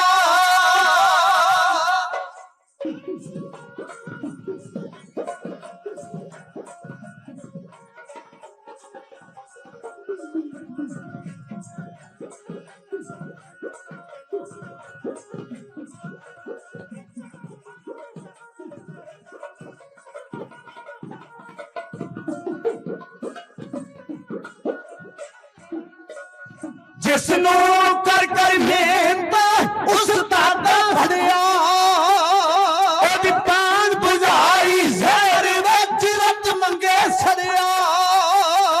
ਉਸ ਇੱਕ ਤੋਂ ਦੋ ਕਰ ਛੱਡਿਆ ਜੋ ਅੱਗੇ ਅੜਿਆ। ਰੱਖ ਰਕਾਬੇ ਪੈਰ ਸਿੰਘ ਘੋੜੇ ਤੇ ਚੜਿਆ। ਸਿਰ ਤੋਂ ਪੈਰਾਂ ਤੀਕ ਉਹ ਲੋਹੇ ਨਾਲ ਮੜਿਆ। ਦੋ ਧਾਰਾ ਫੌਲਾਦ ਦਾ ਹੱਥ ਖੰਡਾ ਫੜਿਆ। ਜਿਸ ਨੂੰ ਕਰ ਕਰ ਮਿਹਨਤਾਂ ਉਸਤਾਦਾ ਘੜਿਆ। ਉਹਦੀ ਪਾਣ ਬੁਝਾਈ ਯਾਰ ਵਿੱਚ ਰਤ ਮੰਗੇ ਸੜਿਆ। ਉਸ ਇੱਕ ਤੋਂ ਦੋ ਕਰ ਛੱਡਿਆ ਜੋ ਅੱਗੇ। ਇਹ ਸਾਕੇ ਵਿੱਚ ਜਦੋਂ ਐਸੀਆਂ ਗੱਲਾਂ ਨੇ ਜਿਹੜੀਆਂ ਸਮਝਣੀਆਂ ਬੜੀਆਂ ਲਾਜ਼ਮੀ। ਇੱਕ ਤਾਂ ਦੋ ਧਾਰਾ ਫੌਲਾਦ ਦਾ ਹੱਥ ਖੰਡਾ ਫੜਿਆ। ਫੌਲਾਦ ਕੀ ਸ਼ੈ ਹੁੰਦੀ ਹੈ? ਖੰਡੇ ਤਾਂ ਅਕਸਰ ਵੇਖੇ ਜਾਂਦੇ। ਮੈਂ ਲੋਹਾਰ ਨੂੰ ਪੁੱਛਣਾ ਚਾਹਿਆ ਵੀ ਆਮ ਲੋਹੇ ਵਿੱਚ ਤੇ ਫੌਲਾਦ ਵਿੱਚ ਫਰਕ ਕੀ ਹੁੰਦਾ? ਤੇ ਲੋਹਾਰ ਕਹਿਣ ਲੱਗਾ ਲੋਹੇ ਦਾ ਕੰਮ ਕਰਦਾ ਸੀ। ਜੱਦੀ ਪੁਰਸ਼ੀ ਕਹਿਣ ਲੱਗਾ ਸਰਦਾਰ ਜੀ ਫੌਲਾਦ ਵਿੱਚ ਤੇ ਲੋਹੇ ਵਿੱਚ ਬੜਾ ਵੱਡਾ ਫਰਕ ਹੁੰਦਾ। ਲੋਹੇ ਦਾ ਭਾਰ ਹੁੰਦਾ ਹੈ, ਫੌਲਾਦ ਦਾ ਭਾਰ ਨਹੀਂ ਹੁੰਦਾ। ਜਦੋਂ ਲੋਹੇ ਦਾ ਭਾਰ ਘਟਾ ਦਿੱਤਾ ਜਾਵੇ ਉਹ ਫੌਲਾਦ ਬਣ ਜਾਂਦਾ। ਤੇ ਮੈਂ ਕਿਹਾ ਭਾਰ ਕਿਵੇਂ ਘਟਾਇਆ ਜਾਂਦਾ? ਕਹਿੰਦਾ ਲੋਹਾ ਅੱਗ ਤੇ ਗਰਮ ਕੀਤਾ ਜਾਂਦਾ ਹੈ, ਆਰਮ ਤੇ ਰੱਖ ਕੇ ਉਹਦੀ ਕਟਾਈ ਕੀਤੀ ਜਾਂਦੀ ਹੈ, ਫਿਰ ਗਰਮ ਕੀਤਾ ਜਾਂਦਾ ਹੈ, ਫਿਰ ਕਟਾਈ ਕੀਤੀ ਜਾਂਦੀ, ਫਿਰ ਗਰਮ ਕੀਤਾ ਜਾਂਦਾ, ਫਿਰ ਕਟਾਈ ਕੀਤੀ ਜਾਂਦੀ। ਜਣੀ ਲੋਹੇ ਦਾ ਭਾਰ ਨਹੀਂ ਹੁੰਦਾ, ਉਹਦੇ ਵਿੱਚ ਮੈਲ ਹੁੰਦੀ ਹੈ ਤੇ ਮੈਲ ਦਾ ਜ਼ਿਆਦਾ ਭਾਰ ਹੁੰਦਾ ਹੈ। ਤੇ ਜਦੋਂ ਕੁੱਟ-ਕੁੱਟ ਕੇ ਗਰਮ ਕਰ ਕਰਕੇ ਉਹਦੀ ਮੈਲ ਪਾਸੇ ਕਰ ਦਿੱਤੀ ਜਾਵੇ, ਫਿਰ ਕੱਲਾ ਲੋਹਾ ਰਹਿ ਜਾਂਦਾ ਤੇ ਉਹਨੂੰ ਫੌਲਾਦ ਆਖਿਆ ਜਾਂਦਾ। ਫਿਰ ਇੱਕ ਗੱਲ ਮੈਂ ਹੋਰ ਪੁੱਛੀ, ਉਹ ਕੈਨੇਡਾ ਦੀ ਧਰਤੀ ਤੇ ਬੱਚਿਆਂ ਨੂੰ ਸ਼ਸਤਰ ਵਿਦਿਆ ਸਿਖਾਉਂਦੇ ਨੇ। ਫੌਜੀ ਸਾਹਿਬ ਨੇ ਸਾਨੂੰ ਇੰਗਲੈਂਡ ਮਿਲੇ ਸਨ, ਸੁਰਿੰਦਰ ਸਿੰਘ ਜਾਣਦਾ ਥੋੜੇ ਦਿਨ ਪਹਿਲਾਂ। ਉਹਨਾਂ ਨੂੰ ਮੈਂ ਪੁੱਛਿਆ ਵੀ ਆ ਜਿਹੜੀ ਗੱਲ ਸੁਣਨ ਵਿੱਚ ਆਈ ਆ ਵੀ ਜੰਗੀ ਜਰਨੈਲਾਂ ਦੇ ਹਥਿਆਰਾਂ ਨੂੰ ਜ਼ਹਿਰ ਦੀ ਪੁੱਟ ਦਿੱਤੀ ਹੁੰਦੀ ਸੀ, ਕਹਿੰਦਾ ਹਾਂ ਇਹ ਵੀ ਠੀਕ। ਉਦਾਂ ਮੇਰੇ ਉਸਤਾਦ ਜੀ ਗਿਆਨੀ ਕੁਲਵੰਤ ਸਿੰਘ ਜੀ ਬੀਏ ਸਾਹਿਬ ਉਹਨਾਂ ਨੇ ਮੈਨੂੰ ਇੱਕ ਖੰਜਰ ਦਿੱਤਾ ਤੇ ਦੇਣ ਲੱਗੇ, ਕਹਿਣ ਲੱਗੇ ਕਾਕਾ ਇਹ ਖੰਜਰ ਨੂੰ ਜ਼ਹਿਰ ਦੀ ਪੁੱਟ ਦਿੱਤੀ ਆ, ਕਿਤੇ ਚੀਰ ਨਾ ਦੇ ਦੇਈਂ ਜਿਸਮ ਉੱਤੇ। ਜੇ ਚੀਰ ਆ ਗਿਆ ਤੇ ਸਰੀਰ ਤੰਦਰੁਸਤ ਨਹੀਂ ਹੋਣਾ। ਇਹਨੂੰ ਜ਼ਹਿਰ ਦੀ ਪੁੱਟ ਦੇ ਕੇ ਤਿਆਰ ਕੀਤਾ ਹੋਇਆ ਵਾ ਤੇ ਜ਼ਹਿਰ ਜਿਸਮ ਨੂੰ ਗਾਲ ਦਿੰਦਾ, ਜਿੰਨੀਆਂ ਮਰਜ਼ੀ ਦਵਾਈਆਂ ਕਰ ਲਈਏ ਬੰਦਾ ਤੰਦਰੁਸਤ ਨਹੀਂ ਹੁੰਦਾ। ਤੋ ਉਸ ਫੌਜੀ ਨੇ ਦੱਸਿਆ ਵੀ ਜ਼ਹਿਰ ਦੀ ਪੁੱਟ ਇਸ ਲਈ ਦਿੱਤੀ ਜਾਂਦੀ ਆ ਵੀ ਕਿਸੇ ਸੂਰਮੇ ਦੀ ਤਲਵਾਰ ਜਾਂ ਖੰਡੇ ਦਾ ਟੱਕ ਮੈਦਾਨੇ ਜੰਗ ਵਿੱਚ ਲੜਦਿਆਂ ਕਿਸੇ ਦੁਸ਼ਮਣ ਨੂੰ ਲੱਗ ਵੀ ਜਾਵੇ, ਉਥੋਂ ਬਚ ਵੀ ਜਾਵੇ ਤੇ ਮੁੜ ਕੇ ਜਿਉਂਦਾ ਨਹੀਂ ਰਹੇਗਾ, ਕਿਉਂਕਿ ਜ਼ਹਿਰ ਨੇ ਉਹਦੇ ਜਿਸਮ ਤੇ ਅਸਰ ਕਰ ਲੈਣਾ ਤੇ ਉਹਦੇ ਨਾਲ ਉਹਨੇ ਖਤਮ ਹੋ ਜਾਣਾ। ਦੋ ਧਾਰਾ ਫੌਲਾਦ ਦਾ ਹੱਥ ਖੰਡਾ ਫੜਿਆ, ਜਿਸ ਨੂੰ ਕਰ ਕਰ ਮਿਹਨਤਾਂ ਉਸਤਾਦਾਂ ਘੜਿਆ, ਉਹਦੀ ਪਾਣ ਬੁਝਾਈ ਜ਼ਹਿਰ ਵਿੱਚ, ਰਤ ਮੰਗੀ ਸੜਿਆ ਪਾਣ ਬੁਝਾਈ। ਲੋਹਾਰ ਲੋਹੇ ਨੂੰ ਪਾਣ ਦਿੰਦਾ ਹੈ ਪਾਣੀ ਵਿੱਚ, ਪਰ ਉਹਨੂੰ ਜ਼ਹਿਰ ਵਿੱਚ ਦਿੱਤੀ ਜਾਂਦੀ। ਤੇ ਜਿਹੜਾ ਉਹਦੇ ਸਾਹਮਣੇ ਆ ਗਿਆ ਖੰਡੇ ਦੇ ਸਾਹਮਣੇ, ਉਹ ਮੈਦਾਨੇ ਜੰਗ ਵਿੱਚੋਂ ਕਦੇ ਜਿਉਂਦਾ ਨਹੀਂ ਗਿਆ। ਸਰਦਾਰ ਜੀ ਘੋੜੇ ਦੀ ਕੰਨ ਤੇ ਸਵਾਰ ਹੋਏ, ਗਏ ਕਿੱਥੇ? ਪਸ਼ਾਵਰ ਦੀ ਛਾਉਣੀ ਵਿੱਚ ਸਰਦਾਰ ਜੀ ਦੀ ਕਮਾਂਡ ਥੱਲੇ 10,000 ਸੂਰਮਾ ਮੌਜੂਦ ਸੀ। ਘੋੜਾ ਛੇੜ ਕੇ ਬਾਡੀਗਾਰਡਾਂ ਨੂੰ ਨਾਲ ਲੈ ਕੇ ਹਰੀ ਸਿੰਘ ਨਲੂਆ ਬਿਮਾਰੀ ਦੀ ਹਾਲਤ ਵਿੱਚ ਪਸ਼ਾਵਰ ਦੀ ਛਾਉਣੀ ਵਿੱਚ ਜਾ ਪਹੁੰਚੇ। ਸਰਦਾਰ ਦੀ ਆਮਦ ਉੱਤੇ ਖਤਰੇ ਦੀ ਨੌਬਤ ਵੱਜੀ। ਗੁਰੂ ਗੋਬਿੰਦ ਸਿੰਘ ਮਹਾਰਾਜ ਜੀ ਦੇ ਖਾਲਸੇ ਤੰਬੂ ਵਿੱਚ ਆਰਾਮ ਕਰਦੇ ਸ਼ੇਰ ਦਾਗੇ ਸਰਦਾਰ ਜੀ ਘੋੜੇ ਦੀ ਕੰਨ ਤੇ ਖਲੋਤੇ ਹੋ ਜਸ਼ੀਲੀ ਤਕਰੀਰ ਦੇ ਰਹੇ ਸਨ। ਉਹ ਗੁਰੂ ਗੋਬਿੰਦ ਸਿੰਘ ਮਹਾਰਾਜ ਦੇ ਬਹਾਦਰ ਸਿੰਘੋ, ਮਿਰਜ਼ਾ ਸਮੀ ਖਾਨ ਸਿੱਖਾਂ ਤੋਂ ਜਮਰੌਦ ਦਾ ਕਿਲਾ ਖੋਣ ਲਈ ਆਇਆ। ਮਾਂ ਸਿੰਘ ਦੀ ਮਿਲੀ ਹੋਈ ਪੱਤਰਕਾ ਮਿਲੀ। 28 ਅਪ੍ਰੈਲ ਦੀ ਜੰਗ ਵਿੱਚ 200 ਸਿੰਘ ਕਿਲੇ ਦੀ ਰਾਖੀ ਕਰਦਿਆਂ ਸ਼ਹਾਦਤ ਦਾ ਜਾਮ ਪੀ ਗਿਆ। 29 ਅਪ੍ਰੈਲ ਦੀ ਤੋਪਾਂ ਦੀ ਜੰਗ ਨੇ ਕਿਲੇ ਦੀ ਸਾਹਮਣੀ ਬਾਈ ਵਿੱਚ ਪਾੜ ਪਾ ਦਿੱਤਾ ਹੈ। ਸਿੰਘ ਤੋਪਾਂ ਨੂੰ ਪਾੜ ਨੂੰ ਰੋਕਣ ਵਾਸਤੇ ਬੋਰੀਆਂ ਭਰ ਭਰ ਕੇ ਰੇਤਾ ਦੀਆਂ ਰੱਖ ਰਹੇ ਨੇ। ਮਾਂ ਸਿੰਘ ਨੇ ਲਿਖਿਆ, ਜੇ ਦਿਨ ਦੇ ਚੜ੍ਹਾਅ ਤੋਂ ਪਹਿਲਾਂ ਇਮਦਾਦ ਨਾ ਆਈ, ਹੋ ਸਕਦਾ ਹੈ ਕਿਲਾ ਗੈਰਾਂ ਦੇ ਕਬਜ਼ੇ ਵਿੱਚ ਚਲੇ ਜਾਵੇ। ਇਸ ਕਰਕੇ ਤਿਆਰੀ ਕੀਤੀ ਜਾਵੇ। ਸਰਦਾਰ ਜੀ ਦੀ ਆਗਿਆ ਪਾ ਕੇ ਗੁਰੂ ਕੇ ਸੂਰਮੇ ਤਿਆਰ ਬਰਤ ਹੋਏ। ਵੱਜੀਆਂ ਨਕਾਰੇ ਦੇ ਚੋਟਾਂ ਸਤਿ ਸ੍ਰੀ ਅਕਾਲ ਦੇ ਜਕਾਰੇ ਛੱਡ ਕੇ 29 ਅਪ੍ਰੈਲ ਦੀ ਢਲੀ ਹੋਈ ਰਾਤ ਤੋਂ ਬਾਅਦ ਨਲੂਏ ਸਰਦਾਰ ਦੀ ਕਮਾਂਡ ਥੱਲੇ 10,000 ਸੂਰਮਾ ਜਮਰੌਦ ਦੇ ਕਿਲੇ ਦੀ ਰਾਖੀ ਕਰਨ ਵਾਸਤੇ ਇਉਂ ਚੜ੍ਹ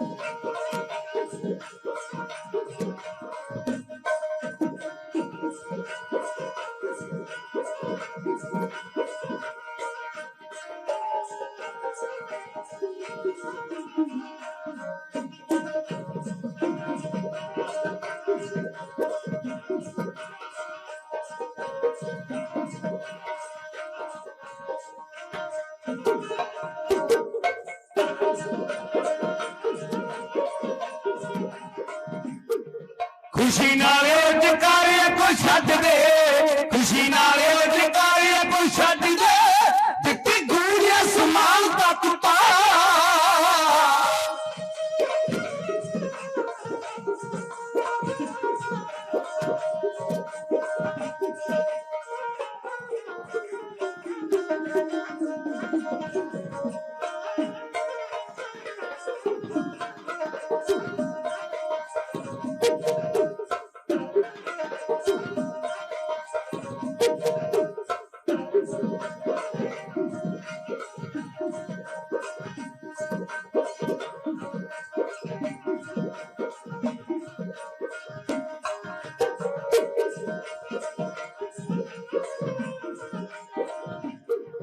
उधर दुश्मन सोच प्यासी दला, उधर दुश्मन सोच प्यासी दला, काले आया रूप सिंगां दा वटा, याद रहिंदियां बहादुरा तेरियां, हाँ जी हाँ वारा तुरियां जा।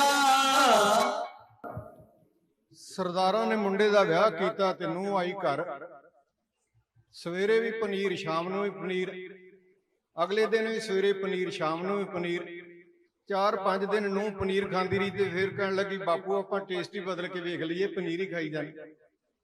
ਸਵੇਰੇ ਵੀ ਪਨੀਰ ਬਣਦਾ, ਸ਼ਾਮ ਨੂੰ ਵੀ ਪਨੀਰ ਬਣਦਾ, ਕੋਈ ਹੋਰ ਸਬਜ਼ੀ ਬਣਾ ਕੇ ਵੇਖ ਲਈ। ਨੂੰਹ ਨੇ ਆਖਿਆ ਆਪਾਂ ਟੇਸਟ ਬਦਲ ਕੇ ਵੇਖੀਏ।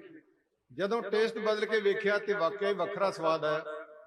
ਪੰਜਾਬ ਵਾਲਿਆਂ ਨੇ ਵੀ ਐਤਕੀ ਟੇਸਟ ਬਦਲ ਕੇ ਵੇਖਿਆ, ਕਦੇ ਅਕਾਲੀਆਂ ਦੀ ਸਰਕਾਰ, ਕਦੇ ਕਾਂਗਰਸੀਆਂ ਦੀ ਸਰਕਾਰ, ਤੇ ਪੰਜਾਬ ਵਾਲਿਆਂ ਆਖਿਆ ਆਪਾਂ ਹੁਣ ਟੇਸਟ ਬਦਲ ਕੇ ਵੇਖ ਲਈ ਤੇ ਟੇਸਟ ਬਦਲਿਆ ਤੇ ਆਮ ਆਦਮੀ ਪਾਰਟੀ ਦੀ ਸਰਕਾਰ। ਸਾਡੇ ਇਲਾਕੇ ਦਾ ਮਾਣ ਮੱਤਾ ਲਾਲਜੀਤ ਸਿੰਘ ਭੁੱਲਰ ਟਰਾਂਸਪੋਰਟ ਮੰਤਰੀ ਬਣੇ। ਬੜਾ ਮਾਣ ਹੈ ਉਸ ਜਵਾਨ ਉੱਤੇ, ਸਾਡੇ ਇਲਾਕੇ ਨੂੰ ਵਾਹਿਗੁਰੂ ਚੜ੍ਹਦੀ ਕਲਾ ਦੀ ਦਾਤ ਬਖਸ਼ੇ। ਉਹਨਾਂ ਦੇ ਧਰਮ ਪਤਨੀ ਬਾਬਾ ਜੀ ਦੇ ਪਾਵਨ ਸਥਾਨ ਤੇ ਹਾਜ਼ਰੀ ਭਰਨ ਲਈ ਆਏ। ਲਾਲਜੀਤ ਸਿੰਘ ਭੁੱਲਰ ਦੀ ਚੜ੍ਹਦੀ ਕਲਾ ਵਾਸਤੇ ਵੀਰ ਜੀ ਵੱਲੋਂ ਬਹੁਤ ਸਾਰੀ ਮਾਇਰ ਅਰਦਾਸ ਹੋਈ। ਵਾਹਿਗੁਰੂ ਨਾਮਦਾਨ ਬਖਸ਼ਣ। ਬੀਬੀ ਜੀ ਹੁਣੀ ਵੀ ਮਾਇਰ ਅਰਦਾਸ ਕਰਾ ਕੇ ਗਏ ਨੇ। ਸਤਿਗੁਰੂ ਦੇਸ਼ ਦੀ, ਇਲਾਕੇ ਦੀ, ਕੌਮ ਦੀ ਸੇਵਾ ਕਰਨ ਦਾ ਬਲ ਬਖਸ਼ੇ। ਸਰਦਾਰ ਸਾਹਿਬ ਸਿੰਘ ਜੀ ਰਤੋਕਿਆਂ ਵਾਲੇ ਮਾਇਆ ਭੇਜ ਰਹੇ ਨੇ। ਸਟੇਜ ਸਕੱਤਰ ਸਾਹਿਬ ਸਿੰਘ ਜੀ, ਉਹਨਾਂ ਵੱਲੋਂ 200 ਰੁਪਇਆ। ਦਿਲਬਾਗ ਸਿੰਘ ਜੀ ਮਾਇਆ ਭੇਜ ਰਹੇ ਨੇ। ਜੋੜਾ ਘਰ ਦੇ ਸੇਵਾਦਾਰਾਂ ਵੱਲੋਂ ਬਹੁਤ ਸਾਰਾ ਪਿਆਰ ਹਾਜ਼ਰ ਹੈ। ਬਈ ਜੋੜਾ ਘਰ ਦੀ ਸੇਵਾ ਕਰਨੀ ਬੜੀ ਔਖੀ ਬਾਤ। ਦੁਸ਼ਮਣ ਦਾ ਵੀ ਜੋੜਾ ਫੜਨਾ ਹੈ, ਮਿੱਤਰ ਦਾ ਵੀ ਫੜਨਾ। ਪੈਰਾਂ ਨੂੰ ਹੱਥ ਲਾਉਣ ਵਾਸਤੇ ਕੋਈ ਤਿਆਰ ਨਹੀਂ। ਕਿਸੇ ਬਾਪੂ ਦੇ ਪੈਰਾਂ ਨੂੰ ਕਦੇ ਕਿਸੇ ਬੱਚੇ ਨੇ ਹੱਥ ਲਾਇਆ ਜਿਹਨੇ ਉਹਦੀ ਜ਼ਮੀਨ ਦਾ ਵਾਰਸ ਬਣਨਾ।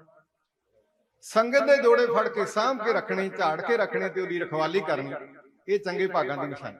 ਉਹ ਗੁਰਸਿੱਖੋ, ਤੁਸੀਂ ਨਾਮ ਹੀ ਮਾਇਆ ਅਰਦਾਸ ਕਰਾਓ। ਬਾਬਾ ਵੀਰ ਸਿੰਘ ਫਿਰ ਵੀ ਤੁਹਾਡੇ ਉੱਤੇ ਮਿਹਰਬਾਨ। ਸਤਿਗੁਰੂ ਤੁਹਾਨੂੰ ਚੜ੍ਹਦੀ ਕਲਾ ਦੀ ਦਾਤ ਬਖਸ਼ੇ। ਵੀਰ ਗੁਰਸੇਵਕ ਸਿੰਘ ਜੀ ਆਸਣਾ ਵਾਲੇ ਡਰਾਈਵਰ ਸਾਹਿਬ ਬਹੁਤ ਸਾਰੀ ਮਾਇਆ ਅਰਦਾਸ ਕਰਾ ਰਹੇ। ਸਤਿਗੁਰੂ ਨਾਮਦਾਨ ਬਖਸ਼ਣ। ਬਲਵੀਰ ਸਿੰਘ ਜੀ ਕਲਸਾਂ ਵਾਲੇ, ਕੁਲਦੀਪ ਸਿੰਘ ਜੀ ਵੱਲੋਂ ਬਹੁਤ ਸਾਰਾ ਪਿਆਰ ਹਾਜ਼ਰ ਹੈ। ਜਥੇਦਾਰ ਤਰਲੋਚਨ ਸਿੰਘ ਜੀ ਸਤਿਕਾਰ ਕਮੇਟੀ, ਉਹਨਾਂ ਵੱਲੋਂ ਬਹੁਤ ਸਾਰਾ ਪਿਆਰ ਹਾਜ਼ਰ ਹੈ। ਟਰਾਂਸਪੋਰਟ ਮੰਤਰੀ ਲਾਲਜੀਤ ਸਿੰਘ ਭੁੱਲਰ, ਉਹਨਾਂ ਦੀ ਪਤਨੀ ਹਾਜ਼ਰੀ ਭਰਨ ਵਾਸਤੇ ਆਏ। ਸਰਮਾਇਆ ਅਰਦਾਸ ਕਰਾਈ। ਗੁਰੂ ਨਾਮਦਾਨ ਬਖਸ਼। ਤੰਦਰੁਸਤੀ ਵਾਸਤੇ ਵੀਰ ਜੀ ਮਾਇਆ ਅਰਦਾਸ ਕਰਾ ਕੇ ਗਏ ਨੇ। ਨਾ ਤਾਂ ਮੈਨੂੰ ਵਿਸਰ ਗਿਆ, ਬਾਬਾ ਸਾਰਿਆਂ ਦੇ ਨਾਮ ਆਪ ਹੀ ਜਾਣਦਾ ਹੈ। ਜਿਵੇਂ ਘਰ ਦੇ 5-7 ਮੈਂਬਰ ਹੋਣ ਤੇ ਮੁਖੀ ਨੂੰ ਪਤਾ ਹੁੰਦਾ ਵੀ ਸਿਆਲ ਆਉਣ ਵਾਲਾ ਹੈ, ਕਿਹੜੇ ਨਿਆਣੇ ਦੇ ਬੂਟ ਟੁੱਟੇ ਨੇ, ਕਿਹਦੇ ਕੱਪੜੇ ਹੈ ਨਹੀਂ ਸਿਆਲ ਵਾਲੇ, ਕਿਹਨੂੰ ਟੋਪੀ ਲੈ ਕੇ ਦੇਣੀ, ਕਿਹਨੂੰ ਪੱਗ ਲੈ ਕੇ ਦੇਣੀ, ਸਾਰੀ ਜ਼ਿੰਮੇਵਾਰੀ ਹੁੰਦੀ ਨਾ। ਤੇ ਆਪਾਂ ਸਾਰੇ ਬਾਪੂ ਦੇ ਪੋਤਾਂ ਦੇ, ਉਹਨਾਂ ਨੂੰ ਪਤਾ ਹੀ ਆ ਸਾਰਾ। ਆਪਣਾ ਸਤਿਗੁਰੂ ਸੱਚੇ ਪਾਤਸ਼ਾਹ ਸਾਰਿਆਂ ਤੇ ਕਿਰਪਾ ਕਰਨ। ਗੁਰੂ ਦੇ ਪਾਵਨ ਚਰਨਾਂ ਵਿੱਚ ਅਰਦਾਸ ਕਰਨ।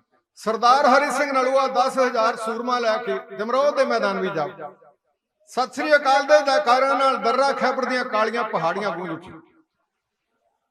ਦੁਸ਼ਮਣਾਂ ਨੂੰ ਸੋਗ ਪੈ ਗਿਆ ਕਿ ਆ ਗਿਆ ਨਲੂਆ। ਸੁਣਿਆ ਸੀ ਬਿਮਾਰ ਹੈ, ਉੱਠ ਨਹੀਂ ਸਕਦਾ, ਸਰੀਰ ਨਿਰਬਲ ਪੈ ਗਿਆ। ਹੁਣ ਜਮਰੌਦ ਦਾ ਕਿਲਾ ਸਾਡੇ ਕਬਜ਼ੇ ਵਿੱਚ ਨਹੀਂ ਆਇਆ। ਸਰਦਾਰ ਜੀ ਨੇ ਆਪਣੀ ਫੌਜ 3 ਹਿੱਸਿਆਂ ਵਿੱਚ ਵੰਡ ਲਈ। ਨਿਦਾਨ ਸਿੰਘ 5 ਹੱਥਾ, ਅਮਰ ਸਿੰਘ ਮਜੀਠੀਆ ਇੱਕ ਫੌਜ ਦਾ ਹਿੱਸਾ ਨਿੱਜੀ ਰਾਜਵਾ ਰੱਖ ਲਿਆ। ਇੱਕ ਨੂੰ ਸੱਜੇ ਪਾਸੇ ਤੋਂ ਹਮਲਾ ਕਰਨ ਲਈ ਕਿਹਾ, ਇੱਕ ਨੂੰ ਖੱਬੇ ਪਾਸੇ ਤੋਂ ਕਿਹਾ। ਆਪ ਸਿੱਧਾ ਹਮਲਾ ਕਰਨਾ ਸੀ, ਇਹ ਵੀ ਜਾਣਦੇ ਸਨ ਜਿਹੜਾ 800 ਕਿਲੇ ਵਿੱਚੋਂ ਪਿਛਲੇ ਪਾਸੇ ਹਮਲਾ ਕਰ। ਸੰਮੀ ਖਾਂ ਆ ਜਾਵੇਗਾ ਘੇਰੇ ਵਿੱਚ ਤੇ ਫੇਰ ਦੱਸਾਂਗੇ ਵੀ ਕਿਵੇਂ ਗੱਲ ਬਣਦੀ। ਸਤਿ ਸ੍ਰੀ ਅਕਾਲ ਦੇ ਜੈਕਾਰੇ ਛੱਡ ਕੇ ਹੱਲਾ ਬੋਲ ਦਿੱਤਾ ਗਿਆ। ਜੰਗ ਆਰੰਭ ਹੋਈ। ਸਤਿ ਸ੍ਰੀ ਅਕਾਲ ਦੇ ਜੈਕਾਰਿਆਂ ਨਾਲ ਦੁਸ਼ਮਣ ਨੂੰ ਲੋਹੇ ਦੇ ਚਣੇ ਚਬਾਏ ਜਾ ਰਹੇ ਸਨ। ਲੱਤਾਂ ਬਾਹਾਂ ਸਿੰਘ ਤਲਵਾਰਾਂ ਚਲਾ ਕੇ ਦੁਸ਼ਮਣ ਦੀਆਂ ਮੈਦਾਨੀ ਜੰਗ ਵਿੱਚ ਕੱਟ ਰਹੇ ਸਨ। ਹਾਏ ਅੱਲਾ ਦੀਆਂ ਆਵਾਜ਼ ਆ ਰਹੀਆਂ ਸਨ। ਪਾਣੀ ਦੀ ਮੰਗ ਆ ਰਹੀ, ਆਵਾਜ਼ ਆ ਰਹੀ ਸੀ। ਕੁਦਰਤ ਨੇ ਸਬੱਬ ਬਣਾਇਆ, ਲੜਾਈ ਸਿਖਰਾਂ ਤੇ ਚੱਲ ਰਹੀ ਸੀ। ਦੋਨਾਂ ਫੌਜਾਂ ਦੇ ਸੈਨਾਪਤੀ ਆਮੋ ਸਾਹਮਣੇ ਹੋ ਗਏ। ਇੱਕ ਪਾਸੇ ਸਰਦਾਰ ਹਰੀ ਸਿੰਘ ਨਲੂਆ, ਦੂਜੇ ਪਾਸੇ ਮਿਰਜ਼ਾ ਸੰਮੀ ਖਾਨ ਆਪਣੇ ਘੋੜੇ ਦੀ ਕਣਕ ਸਵਾਰ। ਸਰਦਾਰ ਜੀ ਨੇ ਸੰਮੀ ਖਾਨ ਨਾਲ ਨਜ਼ਰਾਂ ਮਿਲਾ ਕੇ ਆਖਿਆ, ਓਏ ਸੰਮੀ ਖਾਨ, ਮੈਦਾਨੇ ਜੰਗ ਵੇਲੇ ਨਜ਼ਰ ਮਾਰ ਕੇ ਵੇਖ, ਤੇਰੀ ਕੌਮ ਦੇ ਜਵਾਨ ਰਣ ਤੱਤੇ ਦੀ ਕਿੰਨੀ ਗਿਣਤੀ ਵਿੱਚ ਭੇਟਾ ਹੋ ਚੁੱਕੇ ਨੇ। ਓਏ ਲੋਕਾਂ ਦੇ ਪੁੱਤ ਮਰਵਾਉਣ ਨਾਲੋਂ ਆਪਾਂ ਦੋਵੇਂ ਸੈਨਾਪਤੀ ਆਪਾਂ ਦੋ ਹੱਥ ਕਰਕੇ ਵੇਖ ਲਈਏ। ਤੇ ਸਰਦਾਰ ਜੀ ਨੇ ਆਖਿਆ, ਜਿਹੜਾ ਜਿੱਤ ਜਾਵੇਗਾ ਉਹਦੀ ਜਿੱਤ ਦਾ ਐਲਾਨ ਕਰ ਦਿੱਤਾ ਜਾਵੇਗਾ। ਹਰੀ ਸਿੰਘ ਨਲੂਏ ਨੇ ਆਖਿਆ, ਸੰਮੀ ਖਾਨ, ਪੰਜਾਬੀ ਦੀ ਜੇਬ ਵਿੱਚ ਕੌਡੀ ਨਾ ਹੋਵੇ, ਮਹਿਮਾਨ ਨਵਾਜੀ ਵਿੱਚ ਕਸਰ ਕੋਈ ਬਾਕੀ ਨਹੀਂ ਛੱਡ।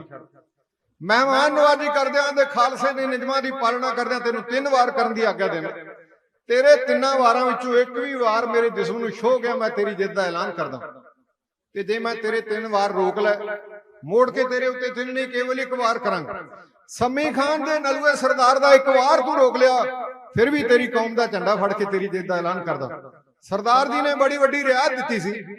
ਸੰਮੀ ਖਾਨ ਨੇ ਤਲਵਾਰ ਬੇਮਿਆਨ ਕੀਤੀ, ਸਰਦਾਰ ਜੀ ਤੇ ਵਾਰ ਕੀਤਾ।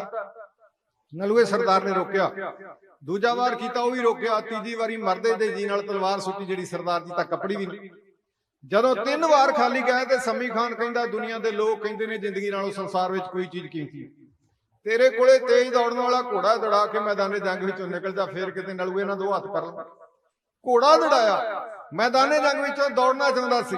ਮਾਣ ਕੇ ਕਲੀ ਗਾਇਆ ਕਰਦਾ ਸੀ, ਵਕਤ ਪੈ ਤੇ ਪਰਖੀ ਜਾਂਦੀ ਯਾਰੀ ਯਾਰਾਂ ਦੀ, ਪੁੱਤ ਬਰਾਬਰ ਦਾ ਜਦ ਅੱਗਿਓਂ ਲਲਕਾਰਦਾ। ਪਤਾ ਤੇ ਉਦੋਂ ਲੱਗਦਾ ਜਦੋਂ ਬਰਾਬਰ ਦੇ ਨਾਲ ਵਾਹ ਪਈ ਹੋਈ। ਸੰਮੀ ਖਾਨ ਬੇਸ਼ੱਕ ਜੰਗਾਂ ਜਿੱਤਦਾ ਰਿਹਾ ਸੀ, ਪਰ ਨਲੂਏ ਨਾਲ ਵਾਹ ਨਹੀਂ ਸੀ। ਸਰਦਾਰ ਜੀ ਦੇ ਵਾਰ ਕਰਕੇ ਘੋੜਾ ਦੜਾ ਕੇ ਨੱਸਣਾ ਚਾਹੁੰਦਾ ਸੀ। ਸਰਦਾਰ ਜੀ ਨੇ ਲਾਈ ਆਪਣੇ ਰਾਖੀ ਮੋਢੀ, ਹਵਾ 'ਚ ਉਡਾ ਦਿੱਤਾ ਘੋੜਾ। ਸੰਮੀ ਖਾਨ ਦੇ ਸਾਹਮਣੇ ਖਿੱਚ ਕੇ ਲਗਾਮਾਂ ਪਾ ਕੇ ਰਕਾਬਾਂ ਦੇ ਭਾਰ। ਸੰਮੀ ਖਾਨ ਮੁਖਾਤਬ ਹੋ ਕੇ ਕਹਿਣ ਲੱਗੇ, ਵਾਹ ਓਏ ਮਿੱਤਰਾ, ਇਹ ਕਿੱਧਰ ਦਾ ਨਿਆਂ? ਪਹਿਲਾਂ ਸੱਜਣ ਦੇ ਘਰ ਵਿੱਚ ਭਾਜੀ ਕੱਲੀਏ, ਉਹ ਨਿਉਂਦਰਾ ਲੈ ਕੇ ਆਵੇ ਤੇ ਉਡੀਕ ਹੀ ਨਾ ਰੱਖੀ। ਯਾਦ ਰੱਖ ਸੰਮੀ ਖਾਨ, ਵਾਅਦੇ ਦੇ ਖਰਾ ਉਤਰਾਂਗਾ। ਤੂੰ 3 ਵਾਰ ਕੀਤੇ, ਮੈਂ ਰੋਕੇ, ਮੁੜ ਕੇ ਤੇਰੇ ਤੇ 3 ਨਹੀਂ ਕਰਾਂਗਾ, ਕੇਵਲ 1 ਵਾਰ ਕਰਾਂਗਾ। ਜਾਂਦਾ ਜਾਂਦਾ ਮੇਰਾ ਵਾਰ ਲੈ ਜਾ। ਧਾਕ ਤੇ ਲਟਕੀ ਸ੍ਰੀ ਸਾਹਿਬ ਬੇਮਿਆਨ ਕਰਕੇ ਸਤਿ ਸ੍ਰੀ ਅਕਾਲ ਦਾ ਜੈਕਾਰਾ ਛੱਡ ਕੇ ਫਲਾਦੀ ਸੰਦੋ ਨਾਲ ਮੜੇ ਹੋਏ ਸੰਮੀ ਖਾਨ ਉੱਤੇ ਨਲੂਏ ਸਰਦਾਰ ਨੇ ਤੇਗ ਦਾ ਵਾਰ ਹੈ।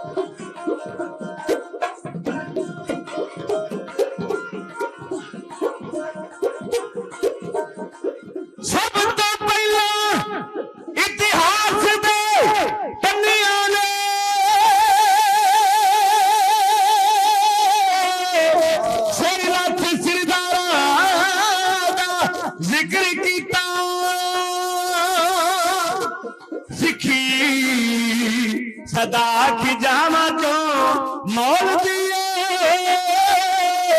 असी कदों बहारा दा जिक्र कीता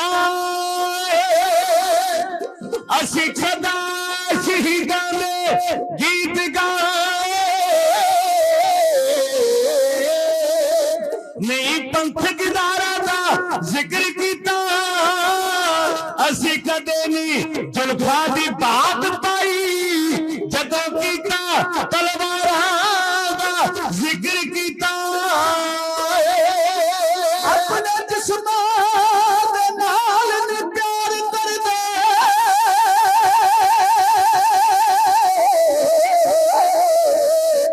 लगे अणख दे तीर हुंदे जेड़े बोल सुबान चो कट लैंदे सच जाणियो लोहे तीर हुंदे मारे वास्ते सूर में ढाल बनदे जालम वास्ते तिखी शमशीर हुंदे पर्वत चीरे सितारे लग जाते योदे जग ते अमर अखीर हुंदे योदे जग ते अमर अखीर हुंदे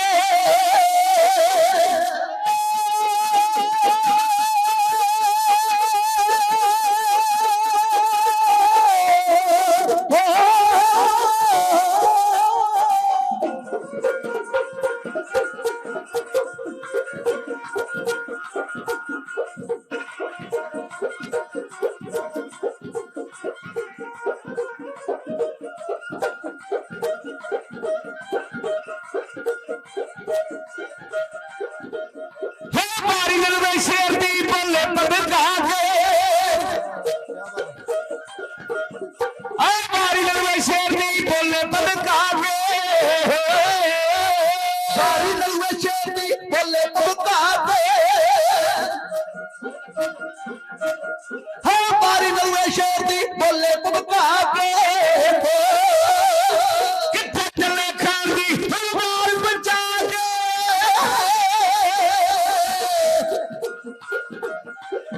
किथे चले खान दी तलवार बचा के किथे चले खान दी तलवार बचा के किथे चले खान दी तलवार बचा के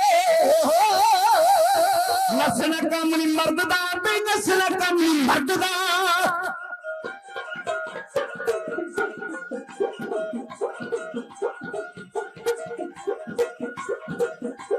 नस्ल कमली मर्द दा रणकंड विखा के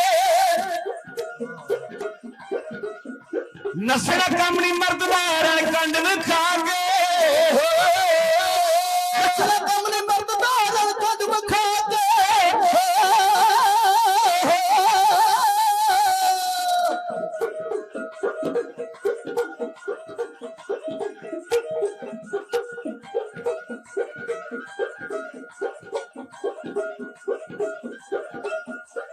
नस्ल कमली मर्द दा रणकंड विखा के नस्ल कमली मर्द दा रणकंड विखा के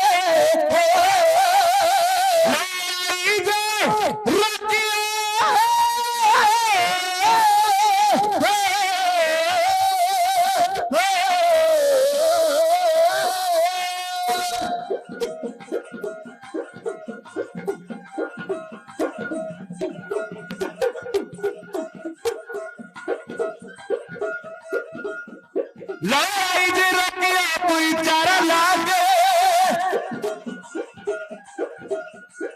लड़ाई जे रखिया कोई चारा लागे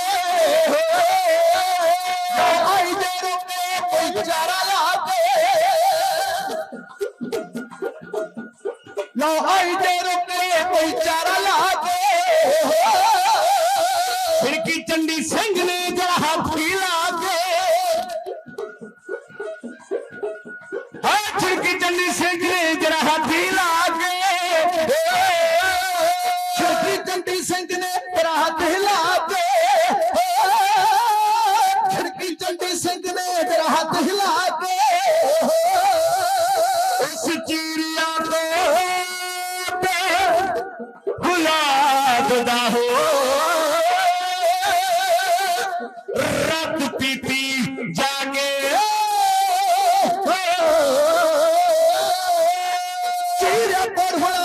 रत पीती जाके चीरे मोड़ फड़ाता रत पीती जाके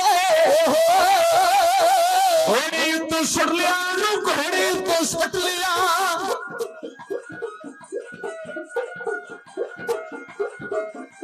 घोड़ी तो सुट लिया थल्ले पटका के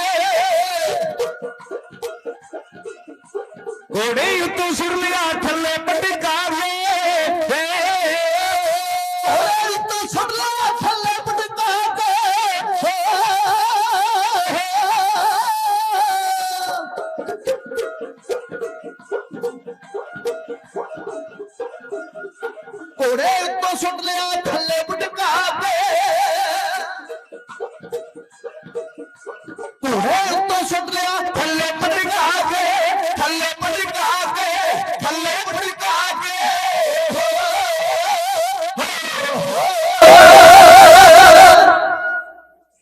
ਵਿੱਚ ਮੈਂ ਇੱਕ ਬੇਨਤੀ ਕੀਤੀ ਸੀ।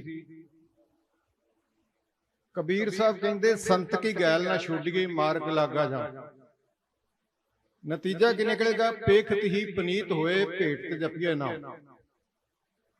ਦੇਖਦਿਆਂ ਦੇਖਦਿਆਂ ਦਰਸ਼ਨ ਕੀਤਿਆਂ ਹੀ ਆਤਮਾ ਸੁੱਚੀ ਹੋ ਜਾਵੇ, ਆਤਮਾ ਨਿਰਛਲ ਹੋ ਜਾਂਦੀ ਕਿ ਜੇ ਵਾਰਤਾਲਾਪ ਕਰੀਏ ਤੇ ਰੱਬ ਦਾ ਨਾਂ ਚਿੱਤੇ ਆਉਂਦਾ।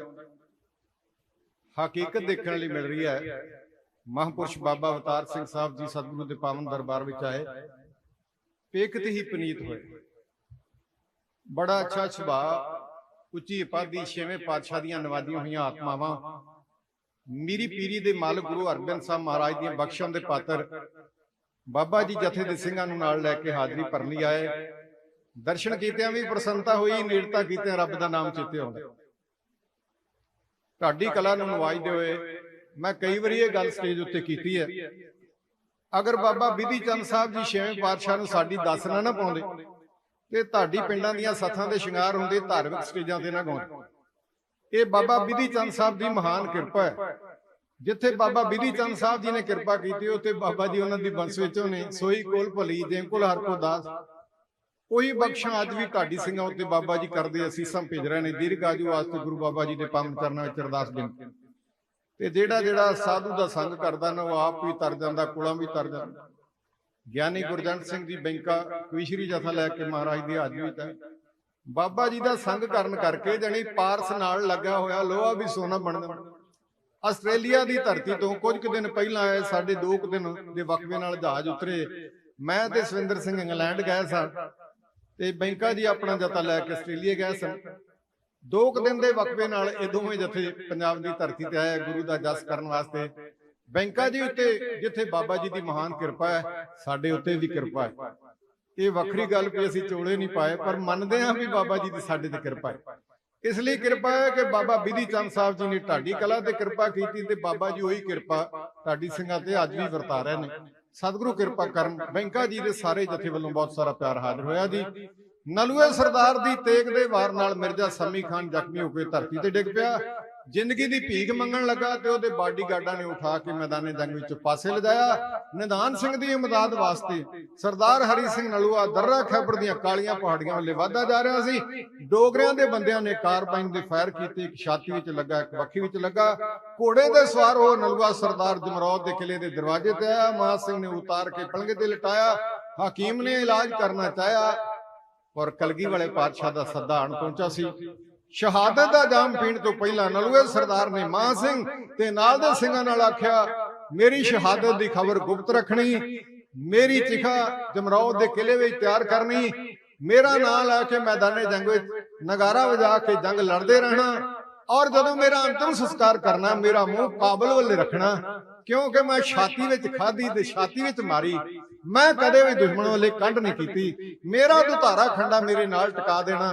ਇਹ ਕੇਸਰੀ ਨਿਸ਼ਾਨ ਗੈਰਾਂ ਦੇ ਸਾਹਮਣੇ ਕਦੇ ਨਾ ਝੁਕਾਉਣਾ। ਇਹ ਝੁੱਲਦਾ ਰਹਿ ਮੇਰੀ ਪਰਬਲ ਇੱਛਾ ਸੀ।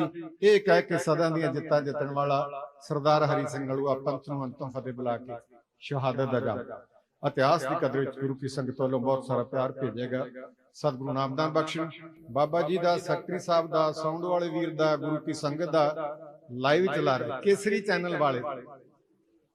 ਪਤਾ ਨਹੀਂ ਗੁਰਜਿੰਦਰ ਸਿੰਘ ਨੇ ਚੋਣ ਕਿਵੇਂ ਕੀਤੀ ਇਸ ਚੈਨਲ ਦੀ। ਕੇਸਰੀ ਚੈਨਲ, ਜਿਵੇਂ ਪੰਥ ਨੂੰ ਕੇਸਰੀ ਚੈਨਲ ਪਿਆਰਾ ਨਾ, ਕਲਗੀ ਵਾਲੇ ਪਾਤਸ਼ਾਹ ਨੂੰ ਕੇਸਰੀ ਰੰਗ ਬੜਾ ਪਿਆਰਾ। ਗੁਰੂ ਗੋਬਿੰਦ ਸਿੰਘ ਸੱਚੇ ਪਾਤਸ਼ਾਹ ਦਾ ਬਖਸ਼ਿਆ ਹੋਇਆ ਕੇਸਰੀ ਰੰਗ ਤੇ ਚੈਨਲ ਦਾ ਨਾਮ ਵੀ ਕੇਸਰੀ ਰੱਖਿਆ ਗੁਰਜਿੰਦਰ ਸਿੰਘ ਜੀ ਹੁਣਾਂ ਨੇ। ਜਿੱਥੇ ਕਲਗੀ ਵਾਲੇ ਪਾਤਸ਼ਾਹ ਨੂੰ ਇਹ ਕੇਸਰੀ ਰੰਗ ਪਿਆਰਾ ਸੀ, ਉੱਥੇ ਪੰਥ ਨੂੰ ਇਹ ਚੈਨਲ ਪਿਆਰਾ ਹੈ। ਜਿੱਥੇ ਪੰਥ ਨੂੰ ਚੈਨਲ ਪਿਆਰਾ, ਉੱਥੇ ਬਾਬੇ ਅਵਤਾਰ ਸਿੰਘ ਜੀ ਹੁਣਾਂ ਨੂੰ ਵੀ ਇਹ ਚੈਨਲ ਬੜਾ ਪਿਆਰਾ ਹੈ। ਤੁਸੀਂ ਵੇਖਿਆ ਵੀ ਹਰ ਸਮਾਗਮ ਤੇ ਰਿਕਵਰੀ ਕਰ ਰਹੇ ਨੇ ਕੇਸਰੀ ਚੈਨਲ ਵਾਲੇ ਡਾਕਟਰ ਸਾਹਿਬ ਗੁਰਜਿੰਦਰ ਸਿੰਘ ਜੀ। ਵਾਹਿਗੁਰੂ ਚੜ੍ਹਦੀ ਕਲਾ ਦੀ ਦਾਤ ਬਖਸ਼ੇ। ਗੁਰੂ ਗ੍ਰੰਥ ਸਾਹਿਬ ਸੱਚੇ ਪਾਤਸ਼ਾਹ ਮਹਾਰਾਜ ਜੀ ਦਾ ਰੋਮ ਰੋਮ ਧੰਨਵਾਦ ਕਰਦੇ ਆਪ ਜੀ ਤੋਂ ਅੱਗੇ ਮੰਗ ਰਹੇ ਜੀ। ਵਰਿੰਦਰ ਸਿੰਘ ਜੀ ਕੈਨੇਡਾ, ਬਾਬਾ ਜੀ ਦੇ ਬੇਟੇ, ਅਸੀਂ ਇਕੱਠੇ ਹੀ ਰਹੇ ਜੀ ਟੋਰਾਂਟੋ ਮਾਲਟਨ ਗੁਰਦੁਆਰਾ ਸਿੰਘ ਸਭਾ ਵਿਖੇ। ਬੜੇ ਪਿਆਰੇ ਬਰਖੁਰਦਾਰ ਨੇ, ਬਾਬਾ ਜੀ ਦੇ ਬੇਟੇ ਨੇ। ਉਧਰ ਪੱਕੇ ਹੋ ਗਏ। ਹੋ ਹੀ ਜਾਣਾ ਜੀ, ਗੁਣ ਕਰਕੇ ਬੰਦਾ ਹਰ ਥਾਂ ਤੇ ਮਹਿੰਗਾ ਵਿਕਦਾ ਹੈ। ਸਤਿਗੁਰੂ ਕਿਰਪਾ ਕਰੇ, ਉਸ ਬੱਚੇ ਨੂੰ ਵੀ ਚੜ੍ਹਦੀ ਕਲਾ ਦੀ ਦਾਤ ਬਖਸ਼ੇ। ਆਗੇ ਬਖਸ਼ੋ ਜੀ। ਵਾਹਿਗੁਰੂ ਜੀ ਕਾ ਖਾਲਸਾ, ਵਾਹਿਗੁਰੂ ਜੀ ਕੀ ਫਤਿਹ।